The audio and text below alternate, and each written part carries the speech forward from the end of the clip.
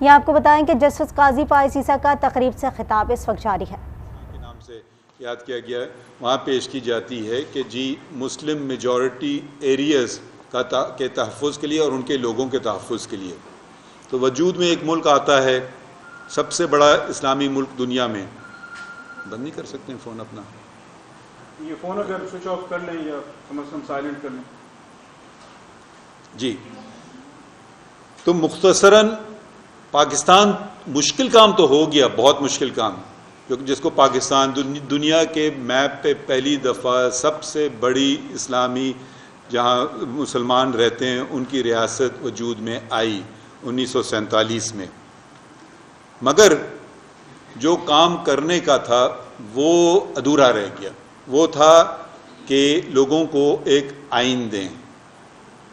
47 میں پاکستان بنا اور 1949 میں قرارداد مقاصد کو بھی 2 سال لگے آنے میں. کانسٹیٹیوئنٹ اسمبلی جس کا وجود تھا وہ 7 سال تک کام کرتی رہی کہ کوئی آئین، بڑی بحث ہوئی، لوگوں کی رائے لی گئی اور وہ اب اس نہج پہ پہنچ چکے تھے کہ آئین تیار ہو گیا تھا اور پیش کرنے کو تھا. تو ایک سرکاری ملازم غلام محمد نے اس قانون ساز آئین ساز اسمبلی کو ٹھوکر ماری، باہر نکالا. یہ 1954 میں ہوا. جب وجود میں آنے والا تھا آئین تو اس کے ساتھ ایک بہت بڑا حادثہ ہو گیا. مگر اس وقت کے جج صاحبان چیف کورٹ کے، جس کی صدارت چیف جسٹس کانسٹنٹائن جو عیسائی برطانوی تھے انہوں نے کی، اور ان کے ساتھ اعلانی صاحب، محمد بچل اور محمد بخش صاحب تھے، انہوں نے مشترکہ طور پہ یہ اقدام جو ان کا تھا غلام محمد کا، اس کو غیر قانونی قرار دیا. اور جتنے انہوں نے منسٹر جمع کر کے اکٹھا کیے تھے، جس میں اسکندر مرزا، ایوب خان، چودھری محمد علی اور بھی تھے، ان کے خلاف رٹ اجرا کی کوورانٹو کے نام سے کہ آپ غیر قانونی طور پہ ان عہدوں پہ بیٹھے ہوئے ہیں. تو ایک فیصلہ تھا جو سب قوم نے سمجھا یہ صحیح فیصلہ تھا. مگر غلام محمد اور ان کی منسٹرز نے اس فیصلے کو چیلنج کیا اس وقت کی فیڈرل کورٹ میں، جو اب سپریم کورٹ ہے. فیڈرل کورٹ نے کہا کہ فیصلے میں کیا بتاؤں، کوئی اگر آپ اس کو پڑھیں تو پتہ نہیں ہنسی آنا چاہیے، رونا آنا چاہیے. جو 5 جج صاحبان تھے، 4 ایک طرف ہو گئے. انہوں نے کہا کہ چیف کورٹ سندھ کا فیصلہ غلط، کیونکہ ہم ابھی بھی ماتحت ہیں برطانوی ملکہ کے، اور بہت ٹیکنیکل آرگومنٹ کر کے انہوں نے کہا. اور اس کے برعکس ایک عیسائی جج کورنیلیس نے اپنا ڈسینٹ ووٹ دیا کہ یہ غلط ہے اور سندھ چیف کورٹ کا فیصلہ صحیح. بہرحال جو ہوا تو ہوا. اب آتے ہیں دوبارہ دوسری آئین ساز اسمبلی 1956. اس کے تحت کوئی انتخابات نہیں ہوئے اور یہ 2 ہی سال میں دم توڑ گئی، کیونکہ ایک اور ملازم، سرکاری ملازم جن کی تنخواہیں عوام دیتی ہیں، اس نے فیصلہ کیا کہ میں تو عقل کل ہوں، ٹھکرا دو ہر چیز کو، عوام کی رائے کو، قانون کو، اور اپنے آپ کو ان پہ حاوی کر دو. سو یہ 1958 کا مارشل لاء. پھر انہوں نے کہا کیونکہ میں عقل کل ہوں تو مجھ سے بہتر کون سمجھ سکتا ہے کون آئین بنائے. تو انہوں نے اپنا خود آئین بنا لیا. 1962 کا آئین بنا. اس میں جمہوریت، ایک طرح سے جمہوریت کو ختم کر دیا گیا، کیونکہ انہوں نے کہا کہ یہ جو عوام ہے پاکستان کی، یہ تو ان میں اتنا شعور نہیں ہے، یہ اتنے عقل مند نہیں ہیں، ایک فلٹر ہونا چاہیے اور ان کو سنبھالنا بھی بہت ضروری ہے۔ تو انہوں نے کہا کہ بنیادی ایک نئی چیز انہوں نے استعمال کی، جمہوریت، جو بیسک ڈیموکریٹس کے نام سے، کہ وہ پتہ نہیں میرے خیال میں 80,000 تھے، کہ پہلے عوام ان کو منتخب کرے گی اور پھر وہ جا کر کے آگے چل کے صدر کو منتخب کریں گے۔ تو اس طرح سے انہوں نے کہا اگر عوام پھر بھی اس پہ کنٹرول رہ سکے، تو یہ 65 میں الیکشن ہوئے اس آئین کے تحت، جس کو اگر آپ آئین کا درجہ دینا چاہتے ہیں، مگر تمام طاقت کے باوجود، کیونکہ جب کوئی ناانصافی ہوتی ہے وہ زیادہ دیر ٹھہرتی نہیں ہے، تو وہ شخص جو آئے تھے بڑے دھواں دار طریقے سے اور اپنے آپ کو مسلح کر دیا تھا اس قوم پہ، ان سے سنبھلا نہیں گیا۔ 1969 سے لے کر 1971 تک انہوں نے ایک اور عامر کو سنبھالا کہ بھئی تم سنبھالو، میں چلا۔ 1969 میں 71 میں پھر کیا ہوتا ہے، ایک بہت مشکل وقت تھا پاکستان کے لیے، پاکستان ٹوٹ گیا دسمبر 1971 میں۔ اچانک ٹوٹا نہیں، اس کے بیج بوئے گئے تھے۔ اس کے بیج بوئے کہاں بوئے گئے؟ اس کے بیج بوئے گئے، یہ میری رائے ہے، فیڈرل کورٹ میں جسٹس محمد منیر نے اس کا بیج بویا کہ یہ بھی طریقہ ہے۔ تو اس کے بعد جو لوگ جابر ہیں انہوں نے کہا اچھا آپ نے ہمیں راستہ دکھایا تو ہم اس پہ چلیں گے۔ تو وہ بیج جو بویا، وہ زہریلا بیج جو بویا، وہ پروان چڑھا اور اس نے ملک کے 2 ٹکڑے کر دیے دسمبر 1971 میں۔ اس کے بعد کیا ہوتا ہے؟ اس کے بعد عبوری یا انٹرم کانسٹیٹیوشن تشکیل ہوتا ہے 31 اپریل 1972 میں۔ یہ مطلب تقریباً 1 سال پہلے اس کو لگے کہ آئین کو اس جو شکل ہے 73 والی شکل میں آنے کے لیے یہ 1 سال لگا۔ یہ جو آئین، اور آئین کس دن یہ آغاز ہوتا ہے؟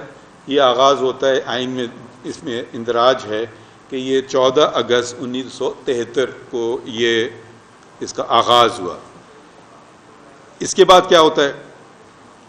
تو یہ آپ کو جو ہم کام آج کرنے بیٹھے ہیں اس کے جو اثرات ہیں وہ نہ صرف آج ہوتے ہیں بلکہ صدیوں بعد بھی ہوتے ہیں، برسوں بعد بھی ہوتے ہیں۔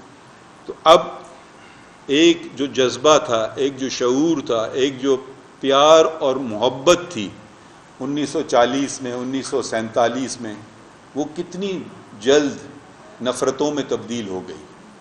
نفرتیں ایسے نہیں ہوتی ہیں، نفرتیں کی وجوہات ہوتی ہیں۔ آپ اپنے آپ کو قائم رکھنا چاہتے ہیں، گھر میں بھی جھگڑے ہوتے ہیں، آپ اس کو چھوڑ دیں، وہ پھر چھوٹی سی بات بڑی ہوتے ہوتے طلاق بھی ہو جاتی ہے، گھر برباد بھی ہو جاتے ہیں، کیونکہ آپ چھوٹی سی بات کو جو غلط ہے اس کو آپ نے ختم نہیں کیا، یا اس پہ آپ نے پانی نہیں ڈالا۔ اگر کبھی کبھی ہو جاتے ہیں جھگڑے، چھوٹے چھوٹے جھگڑے، آپ اس کو انگریزی میں کہتے ہیں فین، اس کو اور ابھاریں یا پھر اس کو آپ ختم کرنے کی کوشش کریں پانی ڈالنے کے لیے، تو نہیں جب ہوتے ہیں تو یہ مسئلے پیدا ہوتے ہیں۔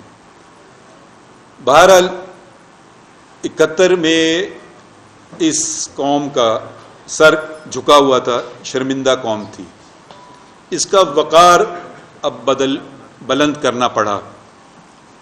ایک طریقے سے جو کیا گیا، اور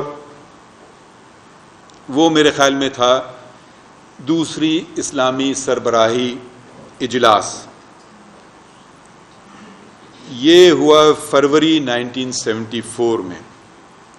57 ممالک کے صدر، پرائم منسٹر، بادشاہ، ہیڈ آف اسٹیٹس آئے اس میں، اور جو اس وقت کے وزیر اعظم تھے ذوالفقار علی بھٹو، انہوں نے مجیب الرحمان کو بھی دعوت دی، اور بنگلہ دیش جو ملک الگ بن گیا تھا وہ بھی آئے اس میں۔ تو ایک یہ یکجہتی میں نے اس کی مثال اسلامی تاریخ میں، موجودہ اسلامی تاریخ میں کم ہی دیکھی ہے، اور میرے خیال میں یونائٹڈ نیشنز کے بعد یہ بلکہ یونائٹڈ نیشنز کے اگر آپ ویب سائٹ پہ جائیں، ان کی سب سے ایک بڑی باڈی اس کا تذکرہ کرتے ہیں کہ یہ یو این تو سب سے بڑی باڈی ہے یونائٹڈ نیشن، اقوام متحدہ، مگر اس کے بعد یہ جو اجلاس ہوا تھا دوسری اسلامی سربراہی اجلاس، اس کی یادداشت جو لوگ لاہور سے واقف ہیں، وہ ایک ترکی آرکیٹیکٹ نے ایک وابڈا ہاؤس پنجاب اسمبلی کے سامنے 155 فٹ لمبا مینار ہے، یہ اس کی عکاسی کرتا ہے اس یکجہتی کی۔ جب یکجہتی ہو، جب لوگ متحد ہوں، تو انگریزی میں کہتے ہیں the sky is the limit، اور جب نہ ہوں، جب نفرتیں، جب دشمنیاں، جب جھوٹ، جب بد اخلاقی، پھر نتیجے ہمیں سوچنا نہیں چاہیے، ہمیں صرف اپنے پیچھے مڑ کے دیکھنا چاہیے کیا اس کے نتیجے نکلتے ہیں، اور وہ نتیجے میں نے آپ کو بتا دیے ہیں۔ اور بھی بہت ساری باتیں جو انہوں نے کہا میں مختصر بات کروں، مختصر بات کرنا کوشش کروں گا کہ آپ میری تو ہو گئی کہ میں لمبی سی بات کروں کہ سوال کم سے کم آئیں، مگر پروفیسر مشتاق صاحب کو کی بھی بات رکھنی ہے، تو پھر بھی دو چار باتیں ہوئیں جو میرے خیال میں غیر مناسب تھیں، اس سے بھی ہمیں نظریں نہیں چرانا چاہیے۔ ایک تھا کہ نیشنل عوامی پارٹی اور جے اے یو جماعت علماء اسلام دو سیاسی پارٹی ہیں، میں سیاسی بات نہیں کر رہا ہوں، میں صرف قانونی بات کروں گا۔ ان کی حکومتیں تھیں صوبہ بلوچستان اور صوبہ اس وقت کا صوبہ سرحد جو اب خیبر پختونخوا کے نام اب اس کا نام پڑا ہے، وہاں ان کو برطرف کیا گیا یہ، اور نیشنل پارٹی پہ پابندی لگا دی گئی سرکاری۔ 24 فروری 1975 کا دن تھا، سپریم کورٹ میں ریفرنس گیا اور سپریم کورٹ نے کہا کہ یہ پابندی صحیح۔ پھر اس کے بعد ہوتے ہیں مارچ 77 میں انتخابات، اس میں جیسا کہ آپ جو میں بالخصوص نوجوانوں سے مخاطب ہوں، کیونکہ نوجوان ہمارے تاریخ سے شاید اتنے ان کی نظر نہ ہو کہ 1977 میں الیکشن ہوتے ہیں، اس میں پھر یہ ایلیگیشن لگتا ہے کہ یہ الیکشن صاف اور شفاف نہیں تھے۔ بہرحال ایک الائنس بنی تھی پاکستان نیشنل الائنس، اس نے وہ، مگر مجھے پھر بھی خوشی کی بات ہے کہ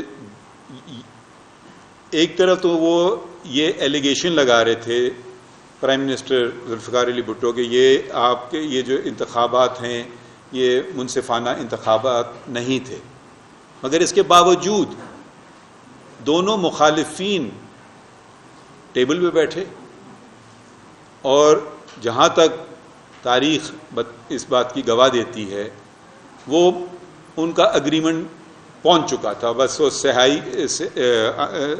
سائننگ کی دیر تھی کہ ایک اور شخص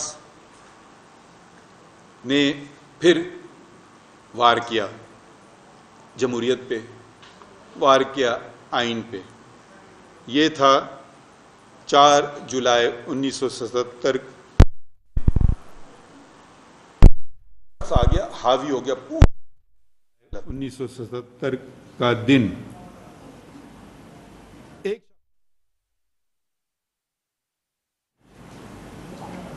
اور 11 سال حکومت کی، اگست 1988 تک، اور پھر وہ ایک جہاز کے حادثے میں ان کا انتقال ہو گیا. مگر اس سے پہلے کیا ہوا؟ ذوالفقار علی بھٹو کیس آیا. ذوالفقار علی بھٹو کو سزائے موت دی گئی ایک ووٹ سے. ہمارے جو ایک اور جو ہمارے یہاں نہ صرف ایک ڈکٹیٹر آتا ہے مگر ڈکٹیٹر کو کچھ عرصے بعد کچھ وہ ہونے لگتی ہے کہ میں تو اصل میں جمہوریت پسند کرتا ہوں. وہ اپنے آپ کو ایک دھوکہ دینے لگتا ہے. وہ دھوکہ دیتا ہے اور پھر وہ ریفرینڈم کراتا ہے. اگر آپ، میں ایک مشورہ دوں گا آپ کو، اگر آپ پی ایچ ڈی کریں کہ جب بھی پاکستان کی ریفرینڈم میں کسی ڈکٹیٹر نے الیکشن کروایا تو ہمیشہ وہ 98.4% سے جیتتا ہے. جب آپ لوگوں شاید ریفرینڈم آپ نے دیکھا، کبھی بھی آپ گزرے ہیں تو میں تو آج تک کسی شخص سے نہیں ملا جس نے ریفرینڈم میں ووٹ ڈالا. بہرحال شاید میں صرف انہی لوگوں کو جانتا ہوں جن نے ریفرینڈم میں ووٹ نہیں ڈالا. مگر اگر آپ دیکھیں تو پولنگ بوتھ خالی. اور جب الیکشن ہوتے ہیں پاکستان میں، جہاں ہر گلی کوچے میں زور اور شور اور بینرز اور پوسٹرز اور ہر کوئی کے انگوٹھے پہ وہ نشان لگا ہوا ہے، تو 60 سے اوپر تک کبھی نہیں فیصد گئی ووٹ کاسٹ کی. اگر ریفرینڈم میں پتہ نہیں کیا کیسے مجموعہ کیسا یہ ہوتا ہے کہ وہ 98 پہ پہنچ جاتے ہیں. خیر یہ تو میں ایک سوال چھوڑ رہا ہوں کہ شاید جو یہ اسٹوڈنٹس ہیں آپ کے لیے وہ اس پہ غور و فکر کر سکیں یہ نتیجہ کیسے نکل آتا ہے. بہرحال ریفرینڈم کے بعد الیکشن جو ہوئے تھے وہ اس الیکشن میں وہ غیر سیاسی نان پارٹی بیسس پہ ہوئے. تو اس وقت کی movement for restoration of democracy MRD نے بائیکاٹ کیا کہ ہمیں یہ منظور نہیں ہے. تو بہرحال الیکشن ہوئے. محمد خان جنیجو صاحب نان پارٹی بیسڈ الیکشنز میں وہ پرائم منسٹر بنے. اب جابر نہ صرف جابر کو ایک اور یہ بھی پسند ہوتی ہے کہ وہ اصلاح کرے. جو اس ملک میں مسلمان تھے وہ مسلمان تھے، ان کو پتہ ہے کون ہوتا ہے مسلمان کون نہیں ہوتا. مگر ایک PCO کے ذریعے انہوں نے مسلمان کی تعریف بھی کر دی. پھر انہوں نے اب وقت آیا ہے آئین کی بحالی کا. اب 85 میں ہم آ رہے ہیں. یہ دن ہے 2 مارچ 1985 کا. یہ آئین کی بحالی کا حکم RCO revival of constitution order. عجیب الفاظ بھی ایجاد ہوتے ہیں، ٹرمز بھی ایجاد ہوتے ہیں. Provisional constitutional order, RCO revival of constitution order, legal frame work order. پتہ نہیں کس کو بیوقوف بنا رہے ہیں یا پوری قوم کو بنا رہے ہیں، مگر لگے قانونی. ہم غیر قانونی کام کریں مگر لگے قانونی. بہرحال یہ قانونی یا غیر قانونی جیسے آپ اس کو سمجھیں، اس RCO نے 65 شقیں آئین کی تبدیل کر دی. اچھا، اور انہوں نے وہ جو اس وقت کی پارلیمان تھی جو کہ غیر پولیٹیکل پارٹیز بیسڈ پارلیمان تھی، اس پہ ان کو یہ کہا کہ تب میں مارشل لا اٹھاؤں گا جب تم 8ویں ترمیم منظور کرو. تو 8ویں ترمیم انہوں نے میرے خیال میں جبراً، شاید غیر مناسب الفاظ نہیں ہوگا کہنے کے کہ وہ جبراً انہوں نے کروائی. اور پھر آخرکار مارشل لا اٹھایا گیا 30 دسمبر 1985 میں. مگر اس میں ہمارے جو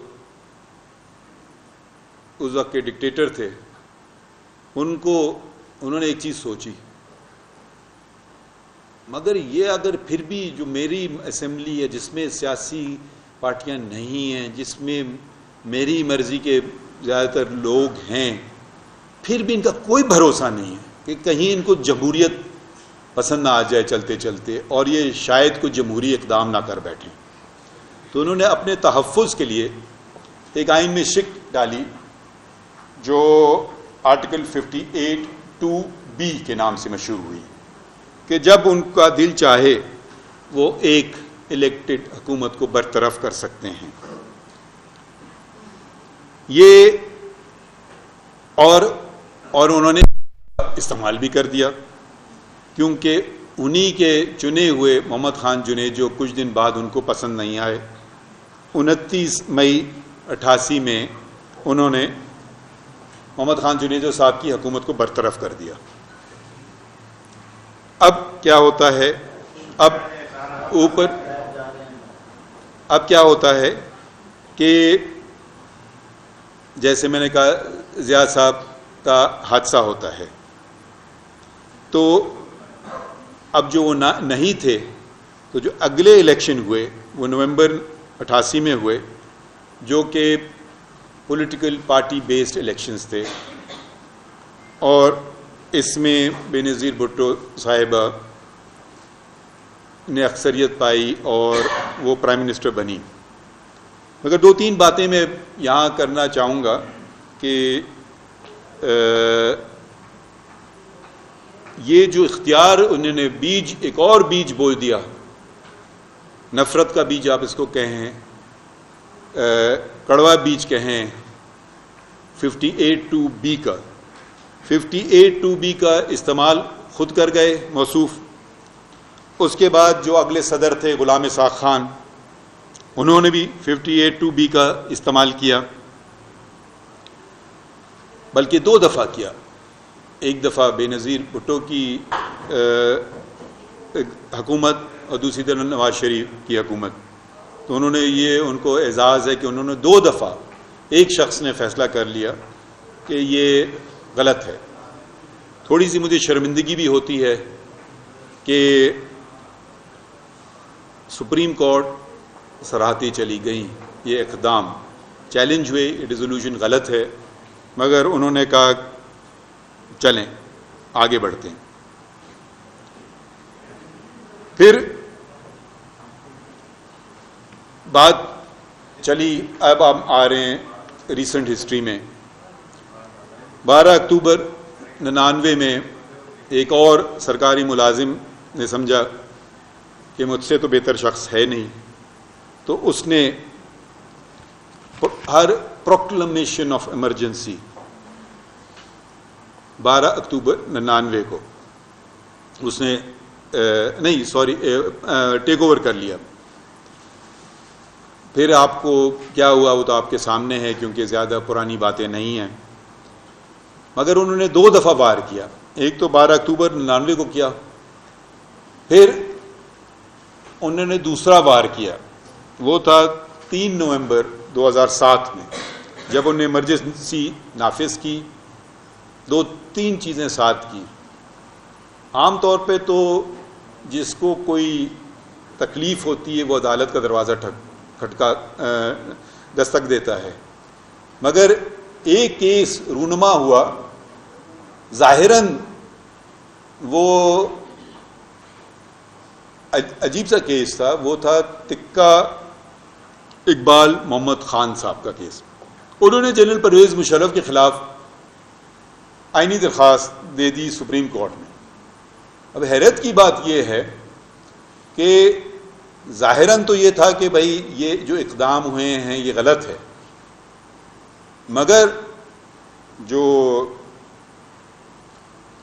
تاریخ جو ریکارڈ کرتی ہے وہ کہتے ہیں کہ یہ ایک کرایا گیا تھا ایک پٹیشن کہ سپریم کورٹ سے ٹھپا لگا کے منظوری دی جائے اور ناجائز کو جائز بنائی جائے یا حرام کو حلال قرار دیا جائے. یہ ہوا. اس فیصلے کے تحت 7 جج صاحبان تھے. 2008 کا یہ فیصلہ ہے. اس کے بعد ایک اور اقدام بھی انہوں نے کیا. ہمیشہ جب آٹوکریٹک ڈکٹیٹوریل رول ختم ہوتا تھا اور پارلیمان واپس آتی تھی تو وہ تحفظ ایک حد تک دیتی تھی کہ بہت سارے قانون، بہت سارے اقدام ہو چکے ہوتے ہیں پہلے، تو ان کو ایک آئینی تحفظ دیا جاتا تھا. آرٹیکل 270A 270AA تھا جب ضیاء الحق کا زمانہ ختم ہوا تھا، مشرف صاحب نے خود اپنے آپ کو آئینی تحفظ دے دیا. وہ شک تھی آئین کی 270 AAA. اب یہ بھی ایک عجیب عجیب چیزیں ہوتی ہیں. آپ لوگ اگر آئین کو مقدس سمجھتے ہیں تو جو بڑے نامی گرامی وکیل ہیں وہ شاید ان کے دلوں میں اتنی محبت نہ ہو، کیونکہ ان کی جیبوں میں فیسیں جاتی ہیں. یہ بنیادی چیزیں ہیں، مگر وہ جس طرح سے آ کے بحث کرتے ہیں، اور آپ ذرا دیکھ لیجئے اٹھا کے فیصلے جو ہیں اس میں کون ان کے لیے اپیئر ہوتا تھا. ان لوگوں کے لیے یہ کوئی بہت بڑا مسئلہ نہیں ہوتا ہے کہ بڑے بڑے ججز بیٹھیں اور اس پہ فیصلہ کریں. اگر فیصلہ غلط ہے وہ غلط رہے گا، چاہے سب کے سب جج فیصلہ کر لیں، ایک کی مائنورٹی اگر وہ صحیح ہے تو وہ صحیح ہے. یہ جو آج کل ہو گیا ہے کہ جی اس کو نمبرز گیم کہیں، اس سے جھوٹ سچ میں تبدیل نہیں ہو سکتا اور اس کے برعکس بھی نہیں ہو سکتا ہے. یہ آج بھی آج کے دن اگر پوچھا جائے اور آپ اس پہ اگر ریفرینڈم کرانا چاہیں، اگر ایسا ہو سکے جو کہے کہ جی محمد منیر صاحب کا ججمنٹ جو تھا وہ صحیح تھا یا نہیں، تو میرے خیال میں یہ جینیون ریفرینڈم میں شاید ہی کوئی کہے کہ وہ صحیح تھا. اور ایسے بہت سارے فیصلے ہیں، میں نہیں کہنا چاہتا ہوں، مگر یہ تاریخ کا ہمارا حصہ ہے. اگر آپ کو تاریخ دہرانا نہیں ہے تو تاریخ سے سیکھیے، اور اگر تاریخ سے اگر آپ سیکھیں گے نہیں تو تاریخ دہرائے گی. اور پاکستان میں ایک دفعہ نہیں کئی مرتبہ تاریخ نے اپنے آپ کو دہرایا ہے اور دہراتی چلی گئی ہے.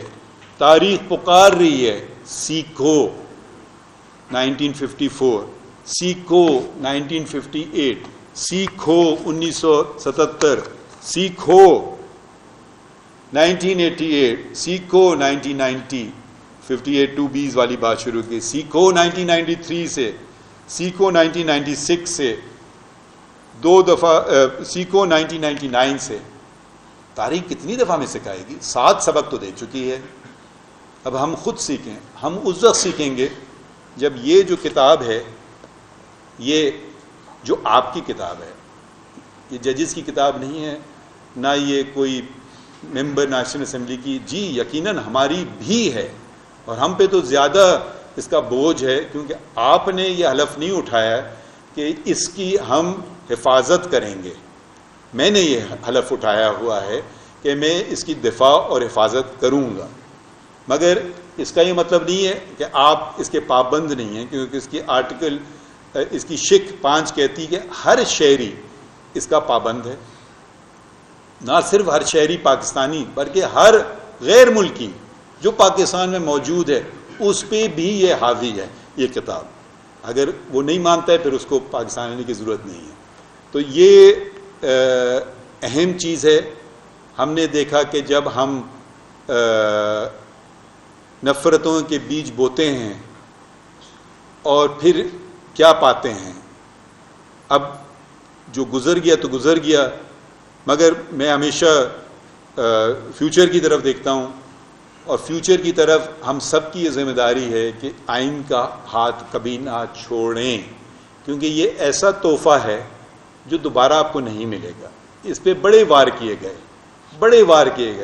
مگر یہ اچھا لفظ کیا ہوگا ڈھیٹ کا ریزیلینٹ میں سوچ رہا تھا، مگر اردو میں کیا لفظ ہوگا بہتر؟ مضبوط، یا جس پہ بڑے وار کیے جائیں اور پھر بھی کھڑا ہو جائے. اس کا بڑا حوصلہ ہے آئین کا.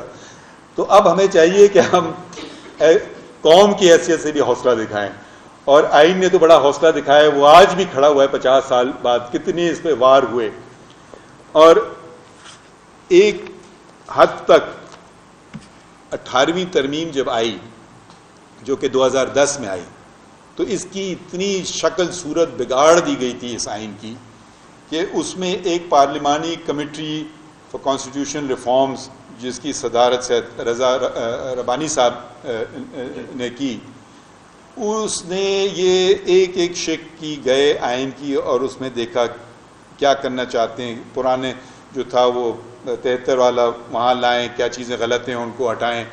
تو اس میں 26 سیاسی جماعتیں مشترکہ طور پہ، وہ جماعتیں بھی شامل تھیں جس کی نمائندگی نیشنل اسمبلی میں تھی بھی نہیں، تو انہوں نے اس کو ایک طرح سے کنسنسس ڈاکیومنٹ بنایا کہ اس پہ لوگ اس کو اپنائیں. وہ کنسنسس ڈاکیومنٹ انہوں نے 18th amendment to the constitution کی شکل میں ہمارے سامنے آیا. 18th امینڈمنٹ جو کانسٹیٹیوشن کا ہے، اس نے کوشش یہ کی کہ جو غلطیاں تھیں وہ ان کو، پرانی غلطیوں کو ادھر سے ہٹائیں. 58(2)(b) جو تھا اس کو ہٹائیں. وہ فیڈریشن کو مضبوط بنائیں اور ساتھ ساتھ صوبوں کے اختیار بھی. تو انہیں 17 منسٹریز ڈیوالو کی صوبوں پہ. کنکرنٹ لسٹ جو آئین میں تھی اس کو ختم کیا کہ یہ وفاق بنا سکتا ہے، قانون سازی اس پہ کر سکتا ہے. باقی پہلے ہوتا تھا کہ دونوں کر سکتے ہیں، تو انہوں نے کہا دونوں والا شک ختم ہو گئی، وفاق کر سکتا ہے، باقی سارے اختیارات صوبوں کو انہوں نے دے دیے کہ باقی سارے صوبے کریں. تو یہ انہوں نے، کیونکہ جب تک آپ سب کو ساتھ لے کر نہیں چلیں گے تو شک و شبہات جنم دیتے ہیں. شک و شبہات کیونکہ جو پروسیس جس کے تحت وہ گئے 18ویں ترمیم بنانے کے لیے، اس شاید مجھے تو نہیں پتا، شاید کسی نے کوئی انگلی اٹھائی ہو. آپ اس سے بے شک آپ کی رائے مختلف ہو سکتی ہے کہ ہاں میری رائے میں یہ ہو، میری بھی رائے مختلف ہو سکتی ہے، میں بھی شاید سوچوں کہ اس قانون اس آئین میں یہ ہونا چاہیے، مگر میری رائے کی کوئی اہمیت نہیں ہے. رائے وہی ہوگی جو آئین میں لکھی گئی ہو، رائے وہی ہوگی جو 18ویں ترمیم میں لکھی گئی ہو. 18ویں ترمیم میں ہاں ایک اور چیز جو آئینی طور پہ پہلے رونما ہوئی، کیونکہ پہلے جیسے کہ شاید انہوں نے سیکھا تھا وہ جب 77 کے الیکشن کے بعد جو لوگوں میں کشیدگی پیدا ہوئی کہ یہ منصفانہ الیکشن ہوئے تھے یا نہیں، تو انہوں نے سوچا کہ چلیں اس مسئلے کو ایک وقت اور ہمیشہ کے لیے ختم کر دیا جائے کہ کیٹیگر گورنمنٹس ہیں، جس کو نیوٹرل کیٹیگر گورنمنٹ، غیر جانبدار کیٹیگر کا کیا، نگران حکومتیں وجود میں آئیں. کہ جی بھائی جو حکومتی لوگ ہوتے ہیں وہ یہ کہا جاتا تھا کہ غلط وسائل کا استعمال کر رہے ہیں، ٹی وی کا غلط استعمال کر رہے ہیں. اب تو خیر ہر گلی کوچے میں ٹی وی پہنچ گیا. مگر اس زمانے میں پی ٹی وی اور ریڈیو پاکستان ہوتا تھا کہ تو یہ نگراں حکومت کرے، تھوڑے دن کے لیے آئے، الیکشن کرا کر کے سنبھالے. اور اس میں انہوں نے 2-3 اور بھی چیزیں ڈال دیں جو پرانی نگران حکومت جو جابروں نے کی تھی ان میں نہیں تھی، کہ جو لوگ نگراں حکومت میں ہوں وہ اور ان کے خاندان والے الیکشن میں حصہ نہیں لے سکتے. تو ایک طرح سے آگے بڑھنے کی طرف کا اشارہ ہے. تو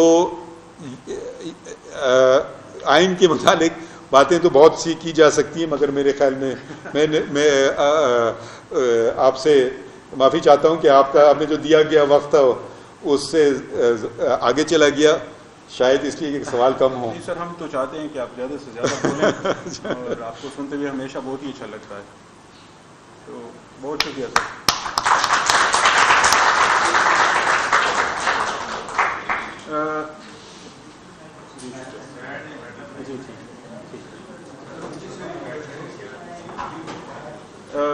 تاریخ، قاضی فائز عیسیٰ کا کہنا ہے کہ تاریخ ہمیں بارہا سبق دے چکی، ہم جب تک تاریخ سے نہیں سیکھیں گے تاریخ اپنے آپ کو دہراتی رہے گی. مزید کہا کہ کوئی بھی ناانصافی زیادہ دیر تک نہیں ٹھہر سکتی. اس ملک کے آئین پر اتنے وار ہو چکے لیکن یہ آئین اب بھی ہماری وحدت کی علامت ہے. لے جا سکتے ہیں. اگر آپ کی اجازت ہو سر تو ہم کچھ سوالات لے رہے ہیں. بہت سارے سوالات آ گئے ہیں، کچھ میرے بھی ہیں.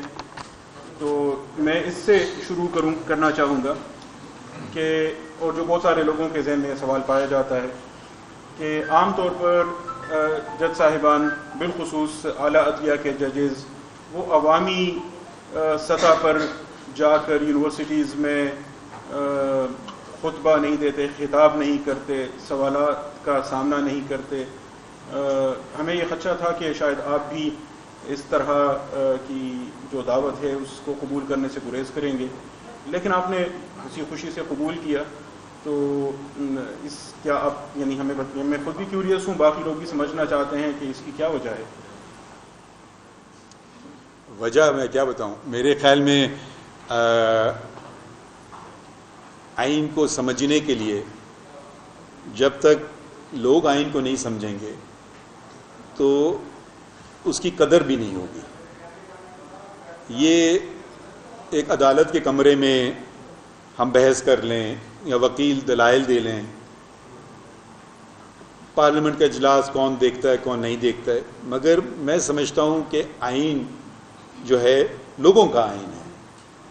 اور اگر آپ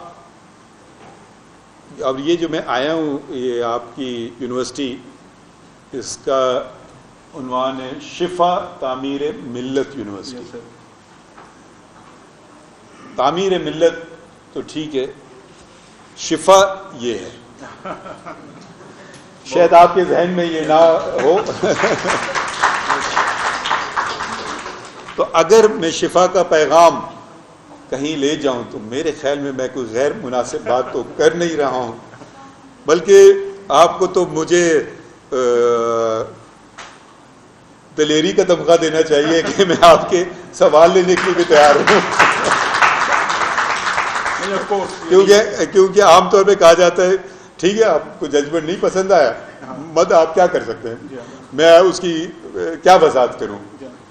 نہیں، ہم تو چاہیں گے کہ آپ بھی یعنی اسی طرح ہمیں شرف بخشتے رہیں، اور ہم دیگر جج صاحبان سے بھی یہ توقع رکھتے ہیں کہ وہ اسی طرح عوام کے سامنے اپنی جواب دہی کے احساس کی بھی کچھ لاج رکھیں، اور کچھ ہمیں ایجوکیٹ بھی کریں کہ آئین کے حوالے سے، قانون کے حوالے سے لوگوں کو سمجھنے کی ضرورت ہے. تو ہم تو اسے ویلکم کریں گے. یہاں ہمارے ایک میں اگر اس میں وضاحت مزید کر دوں، مجھے تعجب یہ ہے کہ اب یہ اچھا دنیا میں ہی کوئی غیر معقول بات نہیں ہے. آپ امریکہ میں ججز یونیورسٹی جاتے ہیں، لیکچرز دیتے ہیں لاء پہ، یہاں تک کہ ججز ایک دوسرے سے دو رائے، ان کے اختلافات، سٹنگ ججز سپریم کورٹ امریکہ کے جو صرف 9 ہیں، اختلاف بھی ہوتے ہیں. ججز جاتے ہیں آکسفورڈ یونین، میں بھی آکسفورڈ یونین گیا ہوں، بہت پریسٹیجیس یونین سمجھا جاتا ہے. ججز جاتے ہیں ہارورڈ، مجھے بھی ہارورڈ نے انوائٹ کیا، میں بھی وہاں جا کے میں نے آئین کی بات کی. ججز جاتے ہیں ییل، مجھے بھی ییل بلایا گیا، یونیورسٹی امریکہ کی بہت اہم یونیورسٹیوں میں سے ہے. SOAS لندن میں یونیورسٹی ہے، London school of economics London میں یونیورسٹی ہے. سب نے مجھے بلایا، مگر پاکستانی یونیورسٹیز پتہ نہیں شاید مجھے اتنا پسند نہیں کرتی ہیں تو نہیں بلایا.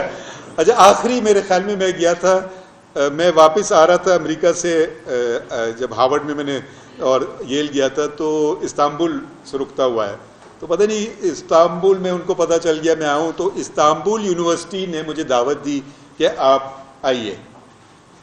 اچھا میں استنبول یونیورسٹی چلا گیا اور انہوں نے کیا بتایا، ادھر سے میں نے کیا سیکھا.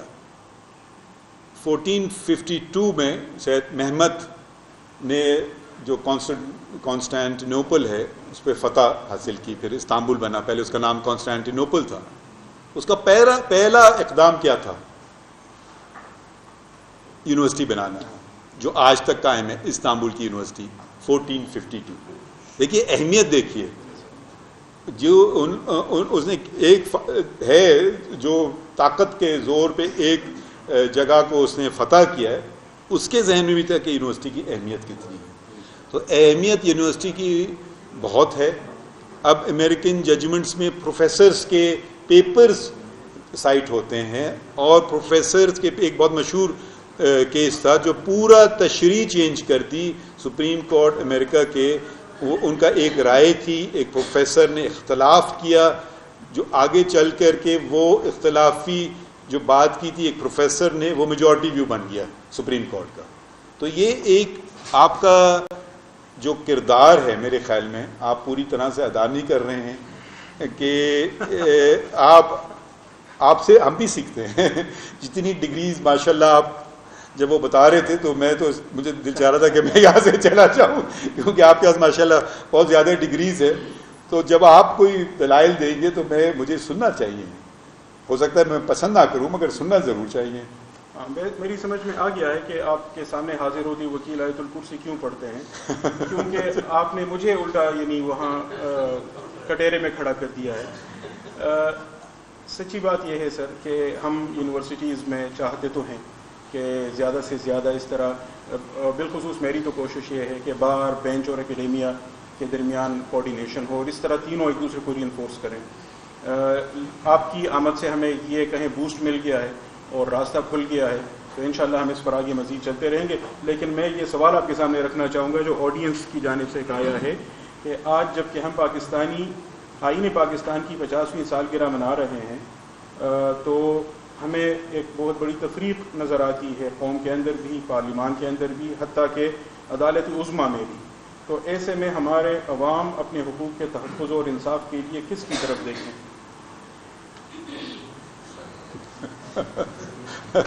پتہ نہیں، آپ بتائیے. یہ کافی پیچیدہ سوال ہے. یقیناً انصاف اور حقوق کے لیے تو عدالتیں ہی ہوتی ہیں، مگر یہ ضروری نہیں ہے.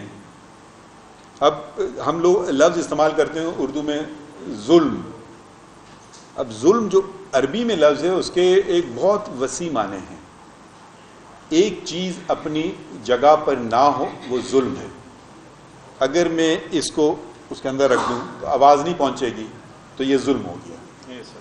تو ہر چیز کو اپنی جگہ پہ ہونا لازمی ہے.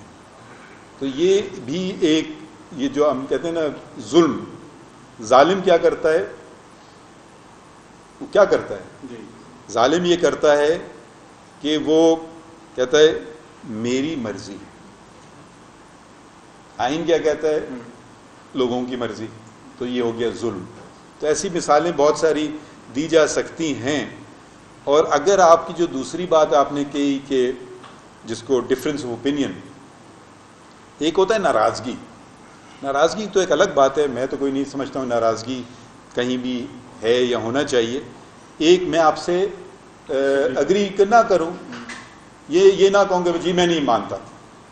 ہاں آپ نے کوئی دلائل دیے، میں اس سے بہتر دلائل دوں، یا میں سمجھوں بہتر ہے کہ جی نہیں آپ نے جو یہ سوچا سمجھا یہ غلط ہے کیونکہ یہ وجوہات ہیں. تو میرے خیال میں زندہ معاشرے ایسی زندہ معاشروں انہی کو کہتے ہیں. اگر ہر کوئی یوں سر ہلانے لگے تو وہ تو پھر آمریت کی طرف ہوگا اور پھر ڈکٹیٹرشپ دور نہیں ہے اور ایبسولوٹ رول نہیں ہے. اسی سے متعلق ایک اور سوال ہے جی جو میرا ہے، آڈینس کا نہیں. وہ یہ ہے کہ ابھی پچھلے دنوں، اس کا مطلب ہے مشکل سوال ہے. نہیں بہت سیدھا سادہ سوال ہے کہ ابھی پچھلے دنوں آپ کے 2 آرڈرز آئے ہیں اور ہم آپ کے آرڈرز کا اور آپ کی ججمنٹس کا خود بھی مطالعہ کرتے ہیں، اسٹوڈنٹس کو بھی شیئر کرتے ہیں، وہ بھی پڑھتے ہیں، ہم آپس میں ڈسکس بھی کرتے ہیں. تو ایک میں آپ نے جو بینچوں کی تشکیل کا مسئلہ ہے اس پر بات کی ہے اور اس کو آپ نے قواعد کے تحت منضبط کرنے کی، ریگولیٹ کرنے کی بات کی ہے. اور دوسرا اسی سے متعلق وہ حفظ قرآن پر 20 نمبروں کا مسئلہ تھا، لیکن اس میں چونکہ سو موٹو لیا گیا تھا تو آپ نے اس معاملے کو مؤخر کرتے ہوئے یہ قرار دیا کہ از خود نوٹس کے جتنے مقدمات ہیں ان کو جب تک اس کے لیے باقاعدہ قواعد نام وضع کیے جائیں اس وقت تک ایسے مقدمات کو مؤخر کیا جائے. سوال یہ ہے کہ ابھی چند مہینے بعد انشاءاللہ آپ خود چیف جسٹس بنیں گے، آپ خود اپنے ہی اختیارات کو کیوں ختم کر رہے ہیں؟ یعنی ہم سمجھنا چاہتے ہیں قدغن کیوں لگانا چاہتے ہیں؟ پتہ نہیں یہ میری آپ تنقید کر رہے ہیں یا میری تعریف ہو رہی ہے. میں بھی سوچ رہی ہے یہ دیکھیں جو میری رائے ہو سکتا ہے غلط ہے.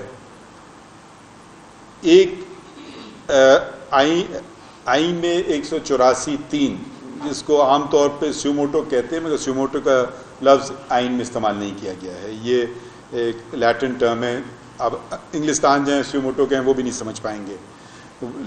یہاں تک کہ ایک جج صاحب میرے ساتھ بیٹھے تھے تو کچھ سیوموٹو بات کہتے ہیں واٹ از سیوموٹو، تو یہ انگلستان کے جج تھے. تو 184(3) کی جو بات ہوتی ہے نا، وہ اختیار سپریم کورٹ کو دیتی ہے کہ آپ کچھ اس میں کچھ شرائط دی گئی ہیں کہ جب کوئی پبلک امپورٹنس یا مفاد عامہ کا کوئی کیس ہو، ایک یہ لازمی ہے اس کو پورا کرنا، دوسرا یہ for the enforcement of fundamental rights, بنیادی حقوق کے نفاذ کے لیے کوئی کام کیا جائے. اب یہ آپ کہیں کہ یہ شک، یہ جو میری عقل میں ہے کہ یہ شک کیوں رکھی گئی تھی، یہ شک رکھی گئی تھی مظلوموں کے لیے، یہ شک رکھی گئی تھی برک کلن ورکرز کے لیے، یہ شک رکھی گئی تھی بانڈڈ لیبررز کے لیے، یہ شک رکھی گئی تھی وہ خواتین جن کو تعلیم سے محروم کیا جا رہا ہے، یہ شرک رکھی گئی تھی کہ بچوں پہ آپ زبردستی ان سے جبراً کام کروائیں. کیونکہ یہ لوگ وکیل تک تو کیا، عدالت تو کیا وکیل تک بھی شاید نہ پہنچ سکیں. ٹھیک ہے، تو یہ ان کے تحفظ کی شک ہے. اب یہ شک بھرپور طریقے سے پاکستان میں اس کا استعمال ہوا ہے. میرے سمجھ سے کئی بہت اچھی دفعہ اور کئی بہت بری دفعہ. ٹھیک ہے، وہ شاید آپ مجھ سے بہتر جانتے ہوں. تو جب یہ شک استعمال ہوتی ہے، یہ میں آپ کو فائدہ دینے کے لیے نہیں کر سکتا ہوں، میں اس کلاس روم کو فائدہ دینے کے لیے نہیں کر سکتا ہوں. میں یہ اس کا جو وہ بہت امپلیمنٹیشن پورے معاشرے پہ ہو اور معاشرے میں جو بنیادی حقوق ہیں ان کے متعلق ہو، یہ دونوں باتیں ساتھ نہیں چلیں گی تو یہ شک استعمال نہیں کی جا سکتی ہے. اب اور اس میں بھی ذرا آپ کو سوچنا چاہیے، کیونکہ یہ شک ہر قانون میں ایک اپیل، کم از کم ایک اپیل کا حق ہے، چاہے وہ فوجداری ہو یا وہ دیوانی ہو. کوئی ایسا قانون پاکستان کا نہیں ہے، بلکہ میرے خیال میں شاید دنیا میں بھی نہیں ہے، جہاں کہ اپیل کا آپ کو حق نہ دیا گیا، سوائے 184(3) کے فیصلے کے خلاف آئینی اپیل، قانونی اپیل کا حق نہیں ہے. تو جب یہ شک استعمال میں لائی جائے تو بہت ہی پھونک کے پیر رکھنے چاہیے. ٹھیک ہے، کیونکہ میں ایسی بات نہ کر بیٹھوں کہ آپ کا تو میں نے فائدہ کر دیا مگر ان لوگوں کا میں نے نقصان کر دیا، یا اس کے برعکس. تو اور اس کے دور پا نتائج. ٹھیک ہے، اپیل کا حق نہیں ہے. اچھا، تیسری بات، اب آپ نے مجھے دعوت دی ہے جج آف دا سپریم کورٹ. میرے پاس جب کیس آتا ہے تو وہ کبھی تو 3 عدالتوں سے، کبھی 4 عدالتوں سے پہنچتے یہاں آتا ہے. تو وہ اس میں جو اصلی قانونی آئینی بات ہے اس کا ایسنس آتا ہے میرے پاس.